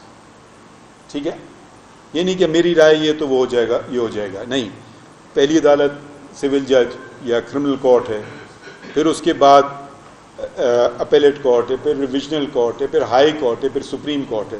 تو بہت ساری آپ کو آراء آپ کے سامنے آتی ہیں. سول جج نے یہ کیا، ڈسٹرکٹ جج نے اس کو برعکس کر دیا، ہائی کورٹ نے پھر اس کو الٹ کر دیا یا تیسری کوئی رائے دے دی. تو جب تک آپ کے پاس آئے گی چیز تو آپ پھر بہت ذرا پیچھے بیٹھ کر کے آرام سے، ٹھنڈے دل سے، کیونکہ اب آپ کے سامنے کوئی وہ نہیں ہے، لٹیگنٹ نہیں ہے. آپ دیکھیں گے ہاں یہ بات اس میں وزن ہے، اس میں وزن ہے، یا اس میں وزن نہیں ہے، تو ایک طریقے سے آپ چلیں گے آگے. تو عام طور پہ کیسز ایسے آتے ہیں. اب 184 میں 3 کے تحت میں بن گیا ٹرائل کورٹ. تو میں شہادت دے بھی رہا ہوں اور اس کا جواب بھی دے رہا ہوں، اور انکوزیٹوریل پاورز بھی یوز کر رہا ہوں. اور یہ جو لفظ ہے انکوزیٹوریل، یہ بھی ایک اچھا لفظ نہیں ہے، مگر چلیں استعمال آپ کرنا چاہیں تو بہت محتاط ہونا چاہیے. اب میں یہ نہیں کہہ رہا ہوں کہ میرا فیصلہ صحیح ہے غلط ہے، یہ آپ لوگ کہیں گے یا تاریخ کہے گی، ٹھیک ہے. اس معاملے میں بھی سر یعنی سو موٹو کا آپ نے ذکر کیا، تو ہمیں یعنی ایک 5 ممبر بینچ کی ججمنٹ پہلے سے موجود ہے کہ یہ چیف جسٹس وہ ماسٹر آف دا رولز ہے، تو اس وجہ سے سو موٹو کے لیے بینچ کی تشکیل کا اختیار بھی انہی کے پاس ہے، اور کب سو موٹو لینا چاہیے کب نہیں لینا چاہیے، چیف جسٹس کو لینا چاہیے. آپ کی رائے یہ ہے کہ نہیں، یہ سپریم کورٹ کا اختیار ہے، اس کے لیے سپریم کورٹ جو چیف جسٹس اور تمام ججز پر مشتمل ہے وہ قواعد وضع کرے، شاید کوئی تیسری رائے بھی پائی جاتی ہو، تو اس میں اس کو یعنی اس سے کس طرح نکلا جائے؟ میں آپ کو مختلف رائے بتا دیتا ہوں. میری رائے یہ ہے، میری رائے، میں اب یہ نہیں کہہ رہا ہوں کہ جو میرے حساب سے تو صحیح ہے رائے، نہیں تو میں نہیں رکھتا یہ رائے کہ جی جب عدالت بیٹھتی ہے اس کو آپ سپریم کورٹ کہتے ہیں، اور 184(3) شروع ہوتا ہے سپریم کورٹ، اس میں یہ نہیں لکھا ہے سینئر پیونی جج چیف جسٹس، ٹھیک ہے. تو میری رائے یہ ہے کہ یہ اختیار صرف سپریم کورٹ کے پاس ہے. آپ نے بات کی ہمارے دوستوں کی، ان کی رائے یہ ہے کہ صرف چیف جسٹس یہ اختیار استعمال کر سکتا ہے. میرا ان سے سوال تو میں نہیں کروں گا، مگر میں ایک چیز، آئین یہ نہیں کہتا، اگر آئین کہتا ہے تو مجھے شک بتا دیجئے. آپ نے دوسری بات کی ماسٹر آف دا رولز، آئین یہ نہیں کہتا ہے، اگر کہتا ہے تو مجھے شک بتا دیجئے، تو میری اصلاح بھی ہو جائے گی اور پھر میں آپ کے نظریے پہ بھی چل سکوں. ایک تیسری رائے جو ہے وہ یہ ہے کہ نہیں، نہ صرف سپریم کورٹ کی ایک بینچ، نہ صرف چیف جسٹس، سپریم کورٹ کا مطلب 184(3) میں یہ ہے تمام ججز اور چیف جسٹس مشترکہ طور پہ، یہ بھی ایک رائے ہے. غالباً اطہر من اللہ صاحب نے ذکر کیا. ٹھیک ہے، ہاں، تو یہ بھی ایک رائے ہے. تو ان میں سے کون صحیح ہے کون غلط ہے، یہاں آتے ہیں اکیڈمیا. جی بالکل، کیونکہ میں تو کہوں گا جی میری رائے صحیح ہے، میرے دوست کہیں گے نہیں میری رائے صحیح ہے. تو ہم کو ایک اکھاڑے میں تو ہے ہی نہیں. ہم تو دیکھیں عقل اور سمجھ سے، اور انسان غلطی کا پتلا ہے، سیکھتا ہے. جس دن میں تو آج بھی، مجھے 82 سے میں نے وکالت، اب 41 سال ہونے کو ہیں، میں آج بھی اپنے آپ کو قانون کا طالب علم سمجھتا ہوں، کیونکہ ہر دن کوئی نہ کوئی مقدمہ آتا ہے، کوئی نیا پہلو آتا ہے جو میں نے پہلے نہیں دیکھا ہوتا ہے. پرانے پہلو پہ آپ کو فیصلہ کرنا آسان ہوتا ہے، نئی بات جب آتی ہے تو پھر ذرا اور سوچنا ہوتا ہے کہ ذرا سمجھ لیں اچھی طرح سے. آپ کی یہ یعنی جس طرح آپ ماشاءاللہ آئین کی مختلف پروویژنس کی تشریح کر رہے ہیں، اور اس طرح یعنی بالکل پانی بنا کر اس کو سادہ انداز میں پیش کر دیتے ہیں، ہمارے لیے تو بہت، یعنی آپ ایک اچھے لا پروفیسر بھی ہو سکتے ہیں ماشاءاللہ. لیکن ذہن میں یہ سوال آتا ہے کہ یہ جو آئینی مقدمات اہم نوعیت کے ہیں، ان میں آپ بینچ میں کیوں نہیں ہوتے؟ کہ آپ نے خود یعنی ان سے معذرت کی ہے کہ مجھے اس بینچ میں نہ شامل کریں، یا بعض اوقات یہ ہوتا ہے کسی کو کرمنل لا سے دلچسپی ہوتی ہے، کوئی ٹیکسیشن کا ماہر ہوتا ہے تو وہ کہتا ہے ایسے مقدمات لائے جائیں. میں صرف یہ آپ کا سوال کا جواب تو نہیں دوں گا، میں کچھ اور بات کہہ دیتا ہوں. جب سے میں جج بنا ہوں سپریم کورٹ میں، جی سر، میں نے کبھی گزارش نہیں کی کہ مجھے ان قسم کے مقدمات میں بٹھایا جائے یا ان قسم کے مقدمات میں نہ بٹھایا جائے. یہ کبھی نہیں گزارش کی کہ جی ان جج صاحب کے ساتھ میں بیٹھنا پسند فرماتا ہوں یا ان کے ساتھ بیٹھنا میں نہیں پسند فرماتا ہوں. یہ میں نے آج تک رجسٹرار کو نہیں کہا کہ یہ مقدمات، بھائی کچھ مقدمات ہیں جو آپ شاید آپ کی اتنی اس پہ وہ نہیں ہو، مہارت نہ ہو کہ بھئی میرے پاس نہ لگائیں. میں نے یہ کام نہیں کیے ہیں. اب بینچ، یہ دوسرا جو ہے یہ سوال میں جواب نہیں دے سکتا ہوں، شاید کوئی اور دے سکے بہتر. جی ٹھیک. بلوچستان میں جب آپ چیف جسٹس تھے تو آپ بینچز کی تشکیل کیسے کرتے تھے؟ ججز کے سامنے کیسز کیسے فکس ہوتے تھے؟ بلوچستان میں جو کیسز فکس ہوتے تھے وہ میں نہیں کرتا تھا، وہ رجسٹرار کرتے تھے. اچھا ٹھیک ہے. میں رجسٹرار بیوروکریسی سے تھا؟ نہیں، رجسٹرار تھے ڈسٹرکٹ اینڈ سیشن جج، بدلتے جاتے تھے. تو میں یہ کرتا تھا کہ بینچز کی تشکیل میں نے کر دی کہ یہ بینچ آئینی مسئلے سنے گی، یہ فوجداری کے کیسز سنے گی، یہ اپیلیں سنے گی، یہ فیملی کیسز کرے گی. میں ان کو 1 ماہ 2 ماہ رکھتا تھا. جو نئے جو آتے تھے ججز ان کو میں کوشش کرتا تھا کہ سینئرز کے ساتھ بٹھاؤں شروع میں، ایک دم سنگل بینچز میں نہ بٹھاؤں. پھر 2-4 ماہ بعد ہم ان کو روٹیٹ کر دیتے تھے. 5 سال 1 ماہ میں chief justice of supreme court کا chief justice of Balochistan high court کا ایک دن میں نے کاز لسٹ نہیں دیکھی. رجسٹرار جو بناتے تھے، رجسٹرار کو صرف یہ حکم دیا گیا تھا کہ کچھ کیسز ہیں جو فاسٹ ٹریک جس کو جلد نوعیت کے ہیں، ارجنٹ ہیں، اس میں یقیناً الیکشن کیسز، کیونکہ مدت ہی 5 سال ہوتی ہے، تو اگر ہم 4-5 سال لگا لیں اور پھر وہ کہیں جی ختم ہو گیا. چھوٹے جس میں فوجداری کے جس میں کم سزائیں ملی ہوں تو وہ یعنی کہ وہ سزا ہی کاٹ چکا تو پھر ہم کیس سنیں. فیملی کیسز کیونکہ قانون میں لکھا گیا ہے، نیب کے کیسز میں بھی قانون میں لکھا گیا ہے، تو وہ تو الگ الگ قطاروں میں کھڑے ہو جاتے تھے. مگر جو باقی تمام کیسز تھے سمپل رول تھا، فرسٹ ان فرسٹ آؤٹ، یعنی کہ جو پہلا آئے گا وہ پہلا سنا جائے گا. یہ سمپل رول تھا، اس کے علاوہ نہیں. جو رجسٹرار جب میرے پاس آتے تھے وہ کہتے تھے کہ جی اس جج صاحب نے ناٹ بفور کر دیا، تب مجھے پھر یہ میرے سامنے نہ لگا، ہاں یہ میرے سامنے کیس نہیں، اور یا وہ اس میں وکیل رہ چکے ہوں یا کوئی جاننے والے ہوں، تب میں دوسرا جج کا نام لکھتا تھا. یا کبھی شاید و نادر ہی ہوئی کہ 2 جج صاحبان میں اختلاف رائے ہو گیا تو یہ لاجر بنچ بجائیں یا تیسرے جج کے پاس جائیں، یہ میرے پاس اختیار تھے. باقی کام رجسٹرار کا تھا، جن کو یہ گائیڈ لائنز ملی ہوئی تھیں کہ اس گائیڈ لائنز کے تحت چلیں.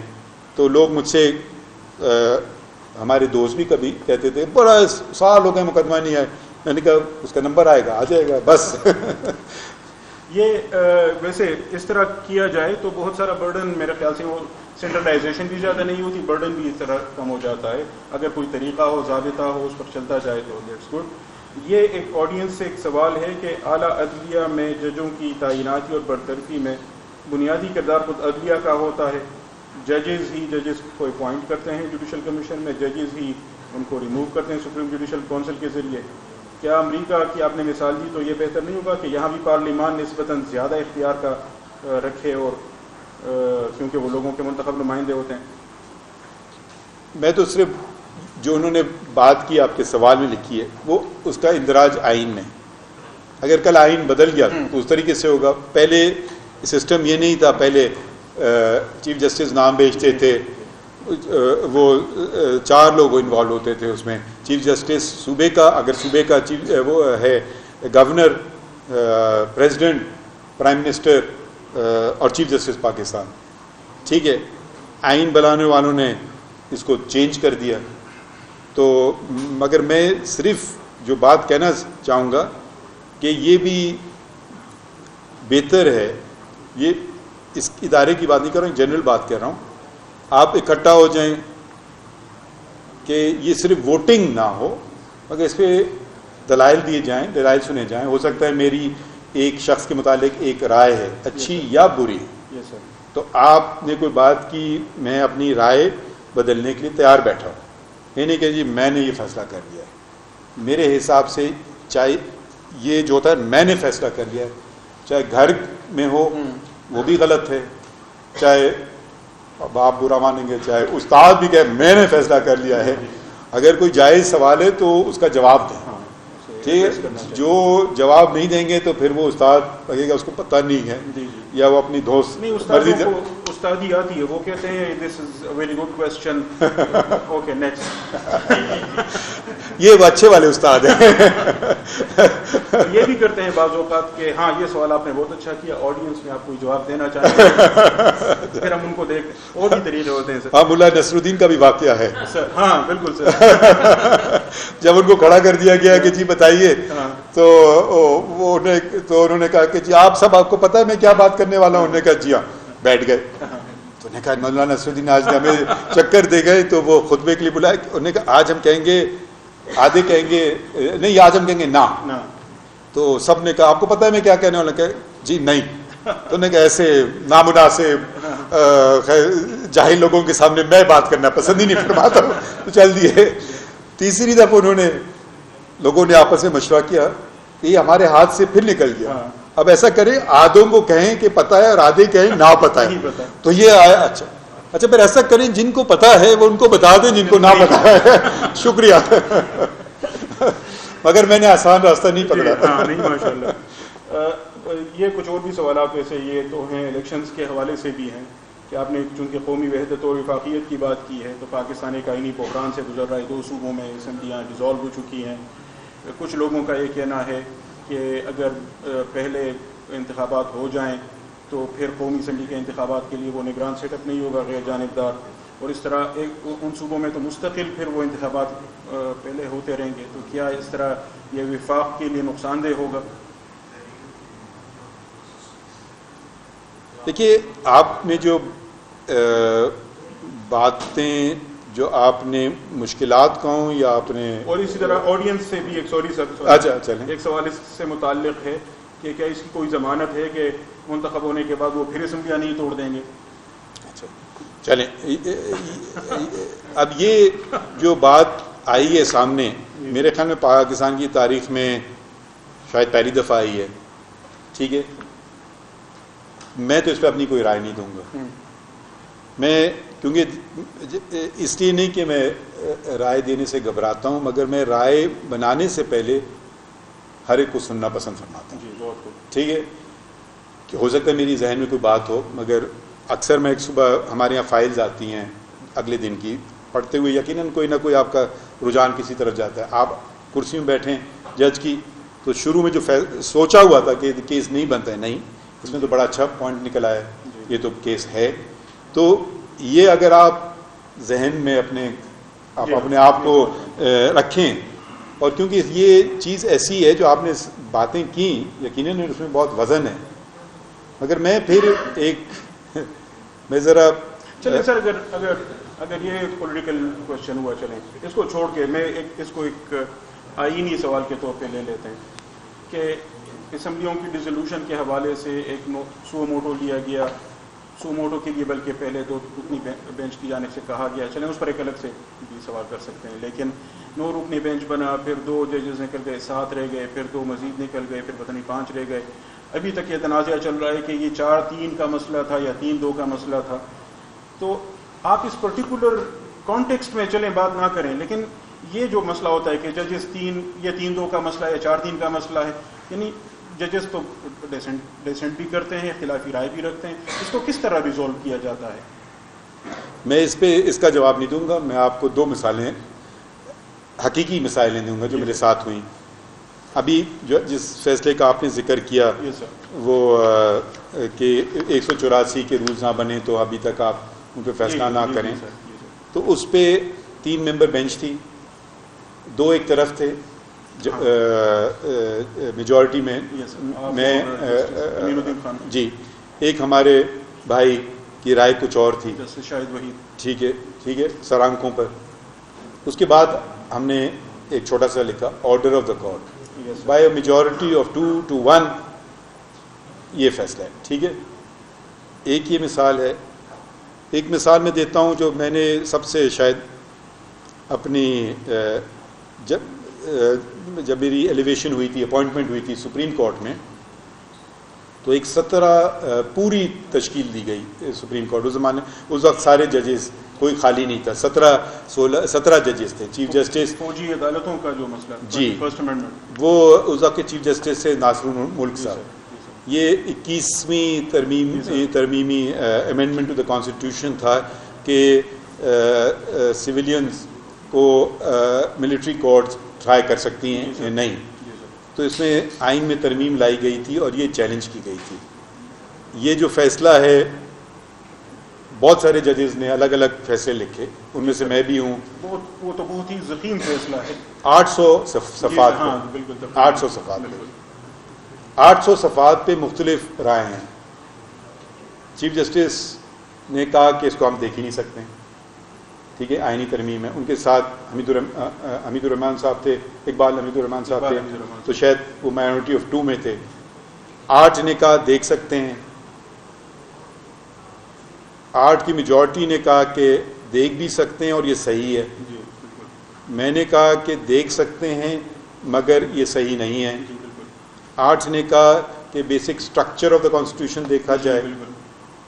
5 نے جس میں میں تھا، میں نے کہا نہیں، جو ایک چیز جو 47 سے چلی آ رہی ہے وہ قرارداد مقاصد ہے، جو اب پریامبل ٹو دی کانسٹیٹیوشن یا آبجیکٹو ریزولوشن ہے، اس کو دیکھا جائے تو اس میں بہت ساری مختلف رائے تھیں، مگر آخر میں ایک جملے میں ناصر الملک صاحب نے تمام چیزیں لکھ دی. بالکل آخری صفحے پر وہ میرے خیال میں 5 سطحوں پہ ہیں یا ایک جملہ ہے. جی بالکل. By majority of so and so to so and so یہ ہوا، by majority of so and so to so and so یہ ہوا، by majority so and so so and so یہ ہوا. اب ایک صفحے پہ 17 نے دستخط کیے. جی بالکل. میں سیکنڈ جونیئر موسٹ جج تھا ادھر، تو ہم سب نے ایک صفحے پہ دستخط کیے.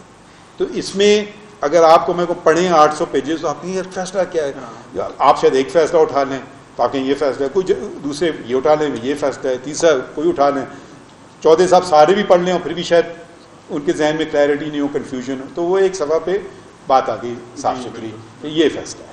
یہ آرڈر آف دا کورٹ کا آپ نے ذکر کیا، یہ آرڈر آف دا کورٹ کون یعنی کس کی ذمہ داری ہوتی ہے لکھنا، جو بینچ کو لیڈ کرتا ہے یا چیف جسٹس؟ اب میں آپ کو 2 باتیں جب میرے ساتھ ہوئی ہیں تو ایک تو اس وقت کے چیف جسٹس نے لکھا تھا ناصر الملک صاحب نے، اور ہم سب نے دستخط کیا تھا، اور ابھی کیونکہ میں سینئر تھا جو میں نے اس کیس کا ذکر کر رہا ہوں، میں نے آرڈر آف دا کورٹ لکھا، تینوں جج صاحبان نے اس پہ سائن کیے.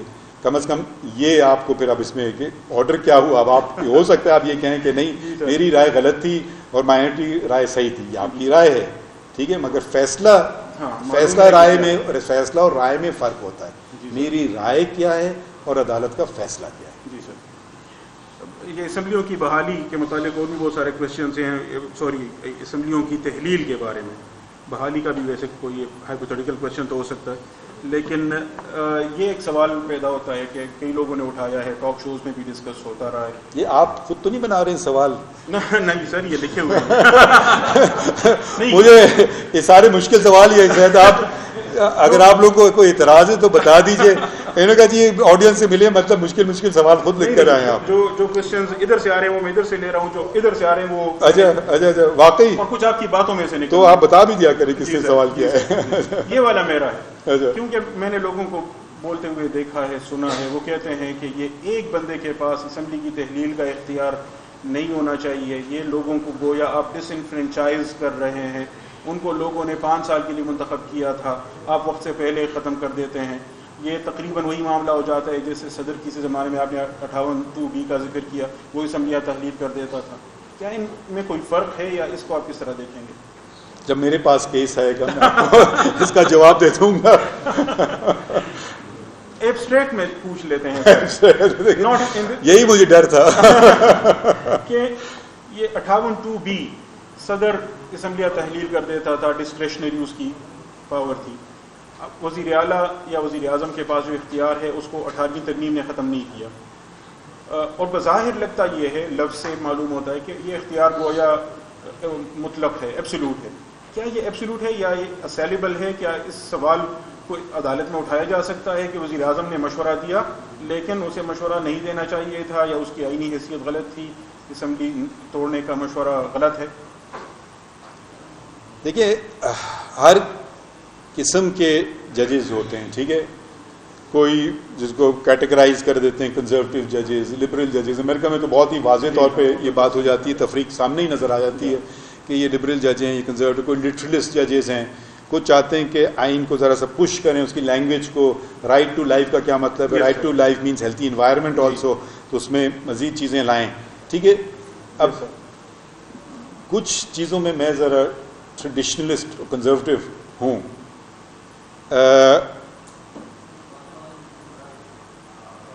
جہاں تک 184(3) ہے، دیکھیے میں نے کہا کہ آئین میں میرے پاس کیا اختیار ہے. میں سپریم کورٹ کا جج ہوں، میں ایک قتل کا مقدمہ نہیں چلا سکتا ہوں، وہ ایک سیشن جج چلا سکتا ہے، اس کے اوپر ہائی کورٹ ہے، پھر سپریم کورٹ آتی ہے.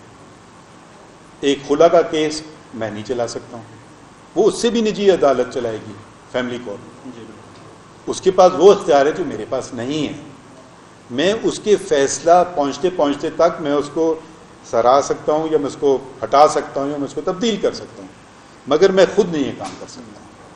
اب سپریم کورٹ پاکستان آئین اختیار دیتا ہے سپریم کورٹ کو، اور یہ نہیں کہیں یہ نہیں لکھا ہے کہ لامحدود اختیارات ہیں. ایک ہمارے پاس ہے اپیلیٹ جورسڈکشن کے نیچے سے فیصلہ ہے، ایک ہمارے پاس ہے ٹرانسفر جورسڈکشن کہ 2 صوبوں میں کیس چل رہا ہے ادھر ادھر، ایک ہمارے پاس ہے ریویو جورسڈکشن اپنے ہی فیصلے کو دوبارہ دیکھیں اس میں کوئی غلطی ہو گئی، ایک ہمارے پاس ہے ایڈوائزری جورسڈکشن صدر بھیجیں کہ یہ سوال کا کیا جواب دیتے ہیں، آپ ایڈوائز دیں گے، فیصلہ نہیں کریں گے، ایک ہمارے پاس ہے جی نجی عدالت نے یہ کیا، اوپر نے یہ کیا، پھر اوپر والے نے بدل دیا، تو اب ایز آف رائٹ اپیل نہیں بنتی ہے، لیو ٹو اپیل بنتی ہے، اور اس میں کوئی ایسا قانونی نقطہ آیا ہم نے اس کو دیا لیو۔ ایک اور ہمارے پاس واحد اختیار ہے 184(3) کا اوریجنل جورسڈکشن، یا ہاں 2 حکومتوں میں تنازع ہو جائے، ٹھیک ہے، یا کوئی مسئلہ آ جائے، 184(3) کی میں بات کر چکا ہوں، تو 184(3) میں آپ کو 2 چیزیں بالکل نہیں بھول سکتے ہیں، number 1 supreme court, number 2 matter of public importance, number 3 for the enforcement of fundamental rights, ٹھیک ہے۔ اب آئین میں سارے اختیار ہمارے پاس نہیں، دوسرے ادارے بھی ہیں، الیکشن کمیشن بھی ہے، وہ ایک الگ ادارہ ہے۔ تو کیا الیکشنز کا معاملہ فنڈامنٹل رائٹس کی انفورسمنٹ کا نہیں ہے؟ نہیں، فنڈامنٹل رائٹس جو ہیں وہ ایک چیپٹر ہے آئین کا، اس میں اندراج ہے، ٹھیک ہے، اس میں کوئی بحث مباحثہ تو نہیں ہونا چاہیے کیا چیز ہے کیا نہیں۔ فنڈامنٹل رائٹس یہ پارٹ 2 ہے، اور یہ 8 سے شروع ہوتا ہے اور یہ چلتا رہتا ہے 28 تک چلتا رہتا ہے۔ Fundamental rights, right to education, freedom of expression, right to information, ٹھیک ہے۔ اب ان میں سے آپ مجھے بتا دیں کون سی شک ہے۔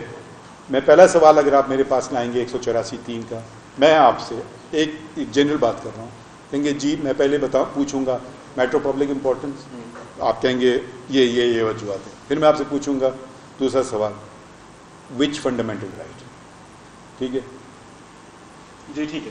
تو اس کا مطلب ہے کہ سپریم کورٹ میں تو یعنی وہی معاملات براہ راست آ سکتے ہیں جو عوامی مفاد کے بھی ہوں، اور جو ان بنیادی حقوق کی انفورسمنٹ کے بارے میں جو آئین میں مذکور ہیں آرٹیکل 8 سے آرٹیکل 28 تک۔ لیکن اگر اس طرح کا معاملہ اٹھے کہ کوئی آئینی ادارہ یا کوئی آفس وہ قانون کے مطابق آئین کے مطابق کام نہیں کر رہا، تو پھر اس کے لیے ہم کسی اور فورم پر جائیں گے؟ میں چھوٹی مثال دے دیتا ہوں، کوئی جرم ہوا، آپ تھانے جاتے ہیں، ایف آئی آر نہیں کٹ رہی ہے، جی ہاں ٹھیک ہے، آپ میرے پاس نہیں آ سکتے ہیں، جی بالکل، میں سپریم کورٹ کا جج ہوں، سپریم کورٹ بھی نہیں آ سکتے ہیں، کیوں؟ کیونکہ ایک جگہ ہے جانے کی، جی بالکل، وہاں جائیے نا، جی بالکل، وہ آپ جسٹس آف پیس میں جائیں، میجسٹریٹ کے پاس جائیں، ٹھیک ہے، میرے پاس اختیار نہیں ہے۔ آپ کہیں گے میرا باپ قتل ہو گیا، میرا بھائی قتل ہو گیا، آپ کچھ نہیں کر رہے ہیں، میں آپ سے سمپتی کر سکتا ہوں، اس کے خلاف کچھ کر سکتا ہوں، میں کہوں گا جہاں جس کا کام ہے اس کو کرنے دیں، جی اب وہ کام صحیح کرے غلط کرے اوپر سے میرے پاس آئے فیصلہ، پھر میں کر سکتا ہوں۔ تو جب بھی یہ ایک وہ اسی لیے میری اہلیہ مجھے کچن میں کبھی نزدیک نہیں چھوڑتی ہے کہ اس دن کھانا ہی نہیں ملے گا کسی کو، تو جو کام جس کو پسند نہیں ہے وہ کام نہ ہی کریں تو بہتر ہے۔ میری اہلیہ مجھے کچن میں چاہتی ہے، میں خود وہاں جانا نہیں چاہتا، میں کر نہیں سکتا۔ سر ابھی آپ نے 18ویں ترمیم اور نگران حکومت کا ذکر کیا کہ شاید اس طرح یہ تصور آیا ہے کہ کیئر ٹیکر گورنمنٹ ہو اور غیر جانبدار ہو، انتخابات میں دھان دینا، شاید اسی طرح کا تصور تھا۔ ایک سوال آڈینس کی جانب سے آیا ہے کہ نگران حکومت کا تصور تو اصل آئین میں تھا ہی نہیں، یہ کو کھوجی عامر نے 8ویں ترمیم میں دیا، اور پھر 18ویں ترمیم میں بھی نگران حکومت کا تصور ہے، لیکن فرق کیا ہے؟ کچھ آپ نے بات واضح تو کی تھی، لیکن شاید وہ اس کو رینفورس کرنا چاہتے ہیں۔ اب کوئی چیزیں آ گئیں کس طریقے سے آئیں، مگر جب تک آئین میں آئی نہیں، آئین کے ذریعے امینڈمنٹ کے ذریعے یا تصدیق نہیں کی گئی ہو، تو وہ میں تو پھر اس کو آمرانہ ہی تصور کروں گا۔ جو چیز آ گئی اب کسی کا کوئی خیال ہو، مگر جو کیٹیگری کا جو کانسیپٹ آیا 18 امینڈمنٹ نے آیا، ٹھیک ہے۔ اب فار انسٹنس ایک اور اگزامپل دے دوں، فیڈرل شریعت کورٹ تو آئین میں نہیں تھی نا، وہ بھی تو کہیں اور سے آئی نا، مگر پھر اس کو تحفظ ملا، آئینی تحفظ ملا۔ تو جب تک اس کو آئینی تحفظ نہ ملے تو وہ جیسے پھر آپ کو یاد اگر اسلام آباد ہائی کورٹ بنی تھی، جی بالکل، ہاں بالکل، ٹھیک ہے، قانون کے ذریعے جی بالکل، پرویز مشرف کا زمانہ تھا، مگر کیونکہ آئین میں اسلام آباد ہائی کورٹ کا تذکرہ نہیں تھا، اس لیے اس کو جانا پڑا, پھر وہی بن گئی اسلام آباد ہائی کورٹ مگر قانونی طریقے سے. تو دیکھیے یہ آپ کے یہاں اچھا کیا فرق پڑتا ہے, کام تو صحیح ہے جیسے بھی ہو, تو نہیں جی بہت فرق پڑتا ہے کس طریقے سے کام ہو. جی سر, شاید اسی سے متعلق ایک اور بھی سوال ہے, یہ بھی آڈینس سے ہے سر, میں نے نہیں لکھا, کہ اگر سب صوبوں میں انتخابات ایک ساتھ کرنے ضروری ہیں تو کیا اس طرح وہ آئینی شقیں بے معنی نہیں ہو جائیں گی جو وزیر اعلیٰ یا وزیر اعظم کو قبل از وقت اسمبلی کی تحلیل کا اختیار دیتے ہیں؟ جب میرے پاس ایسا کوئی کیس آئے گا ٹھیک ہے, تو پھر یہ آپ جس نے سوال کیا وہ اس سے بہتر دلائل دینا چاہیں گے تو ان کو سن لیا جائے گا. جی ٹھیک ہے سر.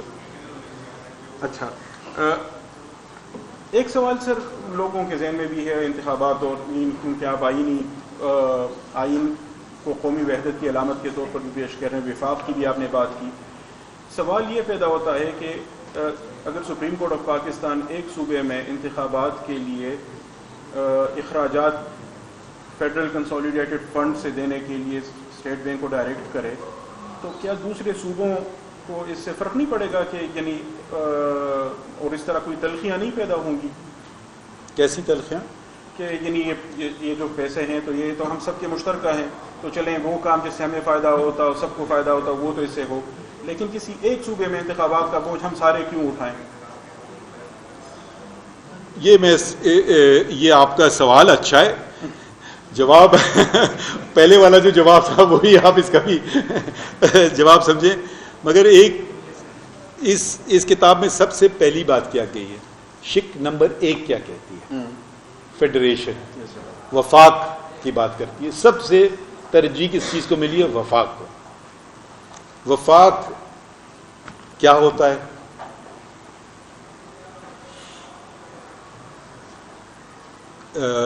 اب آپ نے ذرا سا مجھے مشکل سوال کر دیا. ولیم بلیک سٹون جس کی ذکر کیا جاتا ہے, commentary on the laws of England, جس کو بہت ہی ہر جج اور اس پہ تبصرے بھی ہوئے ہیں اور اس پہ ریفرنسز بھی ہوئے ہیں. انہوں نے کہا وفاق وہ ہوتا ہے جس میں آپ کی کامن انٹرسٹ اور کامن کنسرنز ہوں, وہ معاملات وفاق کے ہوتے ہیں. اب کامن مشترکہ مفادات اور مشترکہ دوسرا کیا ہوگا, کنسرنز, مسائل کہہ لیں. اب جیسے 4 صوبے, ایک وہ ہے اسلام آباد کیپٹل ٹیریٹری, ٹھیک ہے, اب ہمیں فوج چاہیے اپنی دفاع کے لیے, پنجاب کو بھی چاہیے, بلوچستان کو بھی چاہیے, سندھ کو بھی چاہیے, اسلام آباد کو بھی چاہیے, خیبر پختونخوا کو بھی چاہیے. تو یہ مشترکہ مفاد ہوئی. اب آپ کہیں کہ یہ سب لوگوں نے پیسے دیے, اس کے لیے ٹیکس پیئر نے دیے, ٹھیک ہے, اچھا جی ہمیں برآمدات ہوتی ہیں, پورٹ تو پنجاب میں تو پورٹ نہیں, کراچی میں پورٹ ہے, بلوچستان میں پورٹ ہے, خیبر پختونخوا میں پورٹ نہیں ہے. تو یہ فیڈریشن نے لیا کہ ہم ٹیکسز کلیکٹ کریں گے, پھر ان کو ڈسٹریبیوٹ کریں گے, یا کیا چیز آ سکتی ہے پاکستان میں اور کیا چیز جا سکتی ہے پاکستان میں, تو بھی ایک مشترکہ بات ہو گئی, کنسرن ہو گئے. تو آپ کو ہمیشہ جی پھر میں جاؤں گا 1971 میں, ایک دن اچانک ہمارے ہی لوگ, ہمارے ہی میجورٹی مسلم پاپولیشن نے ایک دن نہیں کہا الوداع, میں یوں نہیں کیا, ان کی وجوہات تھی, ٹھیک ہے, بہت تاریخ سے میں نے بہت سرسری طور پہ بیان کی. تو جب یہ چھوٹے چھوٹے بیج بوئے جاتے ہیں, پھر وہ کہیں گے ہمارا کیا فائدہ ہے وفاق میں رہنے کا, ٹھیک ہے, ہم کیوں نہ بہتر چلیں گے. تو یہ جو چیزیں ہیں نا, ہم وفاق کو بھول چکے ہیں. وفاق کو ہمیں قائم رکھنا چاہیے. وفاق کو جو 18ویں ترمیم ہے اس کو سب کو پڑھنا چاہیے جس طریقے سے وہ آئی. اس نے وفاق کو مضبوط بھی کیا ایک طرح سے, اور اپنے جو زیادہ اختیارات تھے انہوں نے نیچے بھی دے دیے. یہ بڑا پن کا ظاہر کرتا ہے جب آپ اختیارات, سب بڑا آدمی یہ نہیں ہوتا جو اپنے اختیارات کھینچ کے کر لے. یہ پارلیمان کا بڑا پن تھا. نیشنل اسمبلی نے اپنے اختیارات صوبوں کو دے دیے, منتقل کر دیے. ایک طرح سے تو آپ کہیں, آپ نے مجھ سے پوچھا تھا تو بڑی بیوقوفی کہ آپ نے اپنے اختیار صوبوں کو کیوں دے دیا, آپ اپنے پاس رکھتے, آپ جو قانون سازی کرتے تو انہوں نے بہتر سمجھا کہ نہیں, ان کو وہ پھر ایک لارجر پکچر انہوں نے دیکھی کہ بھئی اس کا فائدہ کیا ہے. سوری, اصل میں سوالات بہت سارے ہیں, ٹائم بھی بہت لیا ہے, آپ بھی ظاہر تھک گئے ہوں گے, لیکن کچھ سوالات بہت اہم ہیں سر. اسی سے متعلق ویسے یہ 3 سوالات آئے ہیں کہ کیا سپریم کورٹ کے پاس اختیار ہے بھی 21 ارب روپے کی ادائیگی کا حکم جاری کرنے کا, اور کیا جج صاحبان ماہرین معیشت کا کردار ادا کر سکتے ہیں. بلکہ ایک نے یہ بھی لکھا ہے, یہ فگرز مجھے بہت پسند آئے ہیں, کہ اقوام متحدہ کے ذیلی ادارے UNOCH united nations office for coordinating humanitarian affairs کے اعداد و شمار کے مطابق ایک معمولی نوعیت کا مکان جس میں صرف بنیادی ضروریات پوری ہوں پاکستان میں تقریباً 1,70,000 روپے میں بنتا ہے. ویسے اب شاید اس سے بھی زیادہ میں بنتا ہو, لیکن 21 ارب روپے سے 1,24,000 مکان بن سکتے ہیں. اسی طرح ورلڈ وائلڈ لائف فنڈ کا تخمینہ مانیں تو 21 ارب روپوں میں 50 کروڑ سے زائد درخت لگائے جا سکتے ہیں. تو یہ پیسے ہم کیوں ضائع کریں, شاید یہ پوچھنا چاہتے ہیں. جب میرے پاس ایسا کیس آئے گا پھر یہ آپ کے دلائل سنیں گے, میں اس پہ کوئی اوپینین نہیں دوں گا. لیکن اس سے متعلق ایک یہ سوال ہے, یہ میرے دوست ویسے میری بڑی مدد کر رہے ہیں کہ ترتیب انہوں نے بہت صحیح رکھی ہے, کہ کیا آئین کی روح سے یہ ضروری نہیں ہے کہ اسمبلیوں کی تحلیل کے بعد 90 دن کے اندر انتخابات ہو. پھر وہی آپ نے سوال کر دیا جو میرے سامنے نہیں ہے. اب میں نے آئین میں مختلف حصے ہیں, ایک فنڈامنٹل رائٹس کا ہے, ایک وہ خیال میں الیکشن کمیشن کا ہے, پارٹ 8واں حصہ ہے, ٹھیک ہے. اچھا میں آپ کو یہ اس کا جواب نہیں دیتا ہوں, دوسری بات کر دیتا ہوں. چیف جسٹس تھے جسٹس جواد خواجہ صاحب, میں تھا اور ہم 3 کی بینچ تھی, ٹھیک ہے. میں ان کے لیفٹ پہ بیٹھا تھا, مطلب جونیئر تھا, سینئر رائٹ پہ بیٹھتے ہیں. وہ آیا, کوئی بات ہوئی تو میں نے کہا یہ میں کام نہیں کروں گا. کہتے کیا مطلب؟ میں نے کہا یہ تو الیکشن کمیشن کا کام ہے. اچھا تو کیا مطلب تمہارا؟ وہ ذرا پھر ہاں انہوں نے پھر بعد میں کہا ہاں بات تو تمہاری صحیح ہے. تو دیکھیے اب ایک دوسرے سے ہم سیکھتے ہیں روزانہ, بالکل, اور آپ کے آج شاید سوالوں سے مجھے شاید کچھ سیکھنے کو ملا. چلیں اس ایشو کو ذرا ہم ایک اور اینگل سے لے لیتے ہیں کہ آپ نے بھی تو ایک آرڈر تو کیا تھا لوکل گورنمنٹس کے بارے میں, اور کہ ان کے انتخابات کرائے جائیں, تو اس میں اور اس میں کس طرح آپ ڈسٹنگوش کریں گے؟ اچھا ہاں, اچھا ذرا سا یہ لمبا اچھا یہ آپ نے مشکل بات پوچھی ہے. ایک آئین میں 18ویں ترمیم میں 2 بہت اور اہم باتیں ہوئی تھیں. لوکل گورنمنٹس پہلے ہوتی تھیں قانون کے ذریعے, ان کی تشکیل ہوتی تھی اور ان کو قانون کے ذریعے ہی سنبھالا اور نمٹایا جاتا تھا. 18ویں ترمیم نے ان کو ان کا درجہ بلند کر دیا. 140A شاید آئین کی شکل کہ لوکل گورنمنٹ کا تذکرہ, انہوں نے کہا national assembly, provincial assembly and local government, 3 ہو گئے. پہلے 2 آپ کے پاس اور میرے پاس بھی شہری کا اختیار ہوتا تھا کہ یہ 2 جگہ ووٹ ڈالیں, اب 3 جگہ آئین نے محفوظ کر دیا. اور الیکشن کمیشن آف پاکستان کے حدود بھی بڑھا دیے. اس میں انہوں نے میرے خیال میں 219 میں شک میں ترمیم آئی کہ یہ وہ کام بھی کریں گے. اب کیا ہوا, یہ جو آپ جس کا ذکر کر رہے ہیں, پنجاب میں جو لوکل الیکشن جو ہو رہے تھے وہ ان کو پنجاب لوکل گورنمنٹ ایکٹ 2019 نے ان کی مدت ختم کر دی اور ان کو ڈیزالو کر دیا. ایک قانون بنا پنجاب کا, ٹھیک ہے. میں نے اس بات کا نوٹس لیا, الیکشن کمیشن آف پاکستان نے جواب یہ دیا کہ جی ہم تو ابھی الیکشن کرانے تیار بیٹھے جا رہے ہیں. ابھی کیس چل رہا تھا کہ ایک آرڈیننس کے ذریعے انہوں نے کوئی پتہ نہیں کتنے صفحات پہ آرڈیننس تھا, انہوں نے یہ بھی الیکشن کمیشن کا بھی اختیار لے لیا. تو یہ ایک مطلب مثال بالکل فرق ہے, کیونکہ یہ ایک اس کی مدت پوری نہیں ہوئی تھی, ان کو ختم کیا گیا تھا قانون کے ذریعے. پھر یہ گیا ایک اور بینچ نے فیصلہ کیا, میں اس پہ نہیں تھا, کہ یہ جو قانون ہے یہ غیر آئینی ہے, کیونکہ یہ بنیادی حقوق ہے یہ لوکل گورنمنٹ یہ آئینی مسئلہ ہے. نہیں، یہ لوکل گورنمنٹ کو مقامی حکومتیں. ہاں، یہ آئین میں کیونکہ اب ان کا اندراج ہو گیا ہے، یہ لازمی ہے اور ان کی مدت پوری نہیں ہوئی، ان کو بحال کیا گیا، ان کو واپس بحال کیا گیا. ٹھیک ہے، بالکل سمجھ میں آ گیا سر. یہ ایک سوال ہے کہ کیا مقننہ جو پاکستان کے بنیادی اکائیوں میں دی گئی آرٹیکل 1 میں، یعنی صوبوں کا ذکر ہے، کہ کیا ان کے حدود کو وہ تبدیل کر سکتی ہے؟ کیا پنجاب، سندھ اور خیبر پختونخوا مل کر 2/3 اکثریت سے بلوچستان کو اپنے درمیان ضم کر سکتے ہیں؟ یہ مفروضوں پہ جو سوال ہیں اور ایسے سوال جو شاید کسی وقت میرے سامنے آئیں تو میں ان کا جواب دینا پسند نہیں فرماؤں گا. لیکن اس کے ساتھ ایک اور بھی سوال ہے کہ کیا اقتدار اعلیٰ اگر اللہ کے پاس کوئی قانون اسلام کے خلاف نہیں ہوگا تو وفاقی شرعی عدالت کے فیصلے اتنے عرصے سے سپریم کورٹ میں پینڈنگ پڑے رہتے ہیں اور شریعت اپیلیٹ بینچ نہیں ان کو سنتی؟ یا آپ بلائیے گا فیڈرل شریعت کورٹ کے ججز سے، ان سے سوال پوچھ لیجیے گا. اب میں نے آپ کو پہلے بھی کہا نا، میں ایک دوسرے آئینی ادارے میں مداخلت نہیں کروں گا. یہ اگر سوال بنتا ہے تو یہ آپ ان کو بلا کر پوچھ لیجیے گا. پوزیشن تو ہو سکتی ہے کہ جو مقدمات جس ترتیب سے آ رہے ہوں تو اسی ترتیب سے نکلیں.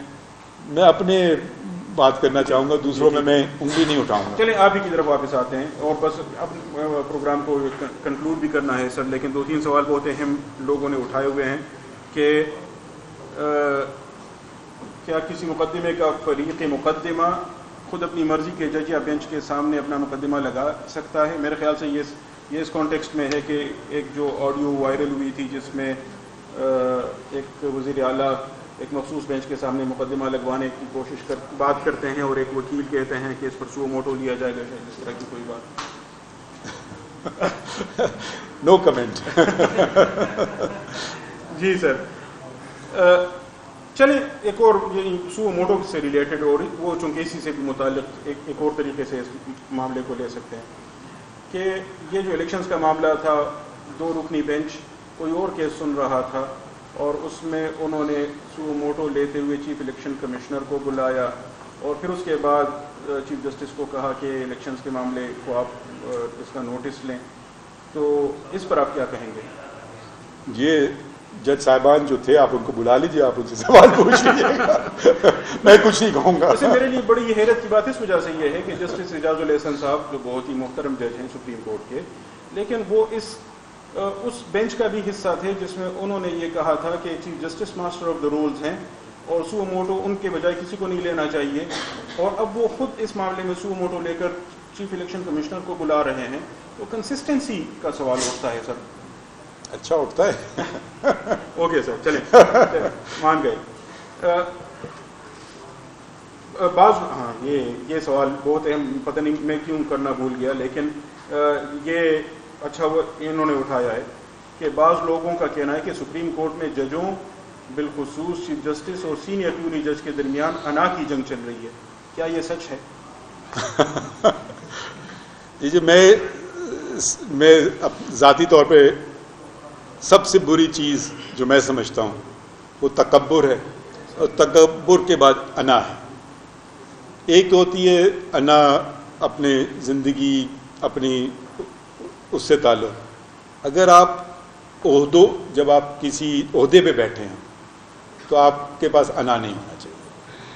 چاہے آپ پروفیسر ہیں، یہ آپ ہو سکتا ہے آپ کا اسٹوڈنٹ آپ سے زیادہ ایک چیز جانتا ہے، آپ کی اگر انا ہو تو آپ اس کو نیچا دکھائیں گے، یہ غلط ہے. میری انا، جس دن میری انا آ گئی تو میں پھر جج نہیں رہوں گا. تو اختلاف صرف اور صرف جو اختلاف ہیں وہ میرے جیسے آپ کو 2 مثالیں تو دے چکے ہیں آلریڈی، اور بھی چیزوں پہ اختلاف ہوتا ہے، ٹھیک ہے، مگر اختلاف اور سے انا کا کوئی تعلق نہیں ہے. اب میں آپ کو ایک اور اگزامپل دے سکتا ہوں. کسی نے خط لکھا کہ یہ وہ نیا ایک امینڈمنٹ آیا آئین میں، article 19A، freedom of information, ہاں، ایکسیس ٹو انفارمیشن. کیا اس کو ترجمہ اچھا کریں گے؟ یعنی معلومات تک رسائی. معلومات تک رسائی. تو انہوں نے کہا کہ بھائی بتائیے آپ جج ہیں، آپ کی تنخواہ کیا ہے، آپ کی پراپرٹیز کیا ہیں، آپ کی اہلیہ کی کیا ہے، آپ کے بچوں کی کیا ہیں. تو خیر میں نے دے دی. اہلیہ سے تو گزارش کی، انہوں نے بھی کر دی اور انفارمیشن دے دیا، بچوں کا بھی دے دیا. اب کوئی نہ دینا پسند فرمائے یا دینا پسند فرمائے، یہاں تک کہ کسی نے پٹیشن بھی فائل کر دی. تو اب آپ کہیں کہ میں سب سے اگری کروں تو وہ میرے خیال میں پھر میں جج نہیں رہوں گا، کیونکہ اختلاف رائے تو ایک ہمارا، اگر ہم ہمیشہ ولیم بلیک سٹون کی بات کریں گے اور دوسروں کی باتیں کریں گے، مگر ہماری ایک ہسٹری بھی تو ہے نا، اس کو ہم نظر انداز کیوں کرتے ہیں، وہاں سے کیوں نہیں سبق لیتے ہیں. تو اختلاف رائے میں تو امام ہمارے سنی حنفی فقہ کے جو پہلے امام ابو حنیفہ امام مالک، تو کس بات پہ تھی اختلاف آپ کے حکومت وقت سے. پہلے اموی دور تھا، ان کا تختہ الٹا عباسید نے، تو منصور بیعت زبردستی لوگوں سے کروائی، کچھ لوگوں نے تو خوشی سے دی، کچھ لوگوں سے زبردستی کروائی. تو ان سے کہا گیا کہ بھائی ہاں، وہ ان کا ایک فتویٰ انہوں نے جاری کیا تھا کہ بھائی جبرن طلاق نہیں تصور ہوگی، ٹھیک ہے. تو کسی نے ان کو جا کے بتایا خلیفہ کو کہ بھئی یہ دیکھیں، اس کا مطلب ہے اگر یہی چیز آپ کے پہ لگائیں تو جبرن جو آپ نے بیعت لی ہے اس کی کوئی حیثیت نہیں ہے. تو منصور کو بڑا غصہ آیا، اس نے بلایا ان کو، گرفتار کیا، مارا، جیل میں ڈالا. وہ پھر ان کو بہت ہی تشدد ان پہ کیا. ان کی داڑھی تھی، وہ داڑھی شیو کروا دی، گدھے کے اوپر بٹھا کر کے چکر دیا شہر میں. اور وہ کیا فرماتے ہیں، کیونکہ اب یقیناً اگر میں شیو کر لوں تو شاید آپ میں سے کوئی مجھے نہ پہچانے. تو انہوں نے کہا جو مجھے جانتا ہے تو وہ مجھے جانتا ہے، اور جو مجھے نہیں جانتا ہے تو جان لے میں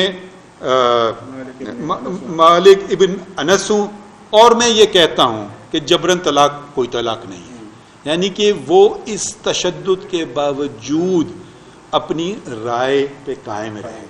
ابھی یہ دیکھیں، یہ آپ کہیں اتنی بڑی انا تھی نہیں، خوف، اللہ تعالیٰ کا خوف کہ میں وہ بات کروں یا چپ. اچھا ان سے منصور نے یہ بھی پیغام دلایا، اچھا بھائی کہنا آپ چپ کر لو، یہ بات، یہ فتویٰ بات اس کی ذکر ہی نہیں کروں. انہوں نے کہا میں کیسے اس کا ذکر نہ کروں، کیونکہ یہ تو حدیث ہے اور یہ اللہ تعالیٰ کا مطلب ان کی سمجھ کے متعلق.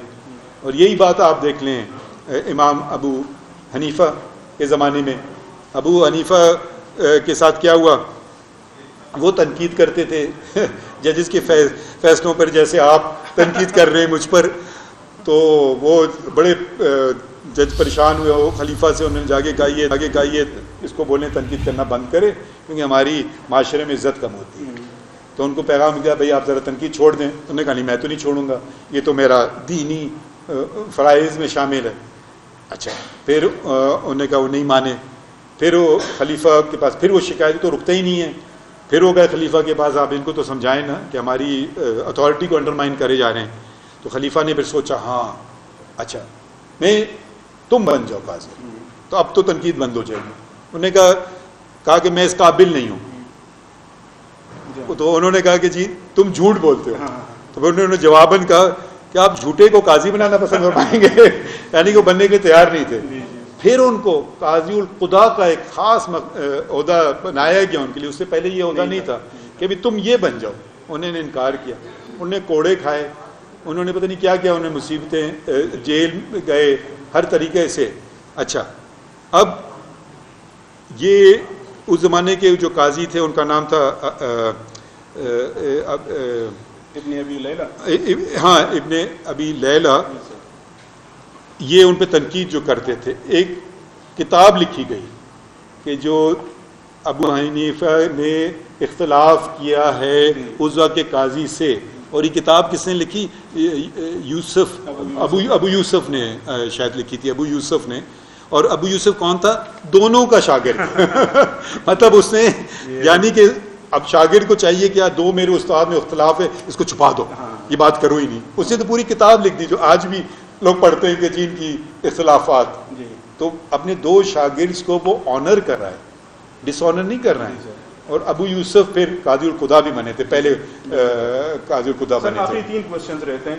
ایک کوشچن یہ ہے کہ جسٹس ریٹائرڈ نذیر کرامت بھنڈاری صاحب نے کہا ہے کہ آپ کو آئین کی گولڈن جوبلی تقریبات کے سلسلے میں قومی اسمبلی کے کنونشن میں نہیں جانا چاہیے تھا. یہ بات کئی اور لوگ بھی کہہ رہے ہیں. کیا آپ نہیں سمجھتے کہ یہ غلط کیا تھا آپ نے؟ ہمیں پڑھایا گیا تھا کہ اپنی بزرگوں کی رسپیکٹ کریں. اگر وہ ایسی بات کریں تو مجھ سے کرتے تو بہتر ہوتا, میں ان کو شاید جواب بھی دے دیتا. ویسے جسٹس ریٹائرڈ نذیر کرام بھنڈاری صاحب کے متعلق میں بھی کچھ زیادہ تو نہیں کہنا چاہوں گا, لیکن مجھے یاد ہے کہ وہ پی سی او کے تحت حلف اٹھانے والے ججز میں سے تھے, اور پھر بعد میں وہ ایڈ ہاک جج کے طور پر سپریم کورٹ میں بھی گئے تھے. پھر ظاہر جب وہ سارا معاملہ ختم ہوا, لاہور ہائی کورٹ میں ان کی سروس کے ساتھ پینشن اور بینیفٹس کا ایشو تھا. پھر لاہور ہائی کورٹ کے سامنے یہ ایشو اٹھا کہ وہ جو ان کی سروس سپریم کورٹ میں چند مہینوں کی تھی یا کتنے دنوں کی بھی تھی, تو اس کو کاؤنٹ کیا جائے یا نہ کیا جائے.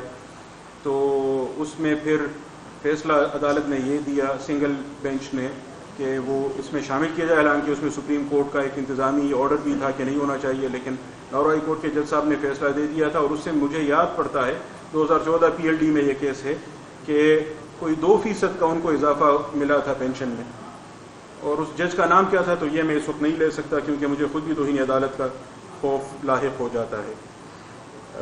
تو بہرحال یہ بات اس سے, لیکن یہاں ایک کلپ ہم دکھانا, بلکہ 2 کلپس دکھانا چاہیں گے. ایک امریکہ میں سپریم کورٹ کے ججز کانگریس کے سامنے آئے ہیں, اور اوباما جو اس وقت پریزیڈنٹ تھے وہ ججز کی موجودگی میں سپریم کورٹ کے فیصلے پر تنقید کرتے ہیں. اور کن الفاظ میں کرتے ہیں یہ ذرا دیکھیں, اس سے تعلق رکھتے ہیں. یہ بات آواز اگر اس کی تھوڑا تیز شروع سے کریں, والیوم اور بڑھا دیں. Last week, the Supreme Court reversed the century of law that I believe will open the floodgates for special interests, including foreign corporations, to spend without limit in our life.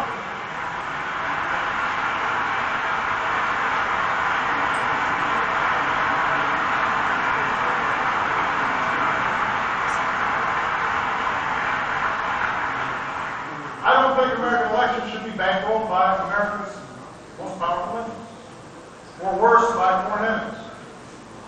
They should be decided by the American people.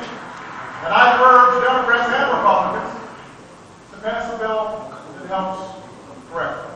وہ دوسرا clip بھی دکھائیں. اس سے پہلے میں audience کے لیے تھوڑی وضاحت کر لوں. بتی بند ہو سکتی ہے, ہاں اگر یہ لائٹ بند ہو تو یہ ذرا واضح نظر آئے گی, اگر لائٹس بند ہو سکیں. اچھا, supreme court, United state supreme court کے 2 ججز پبلک ڈیبیٹ میں حصہ لے رہے ہیں.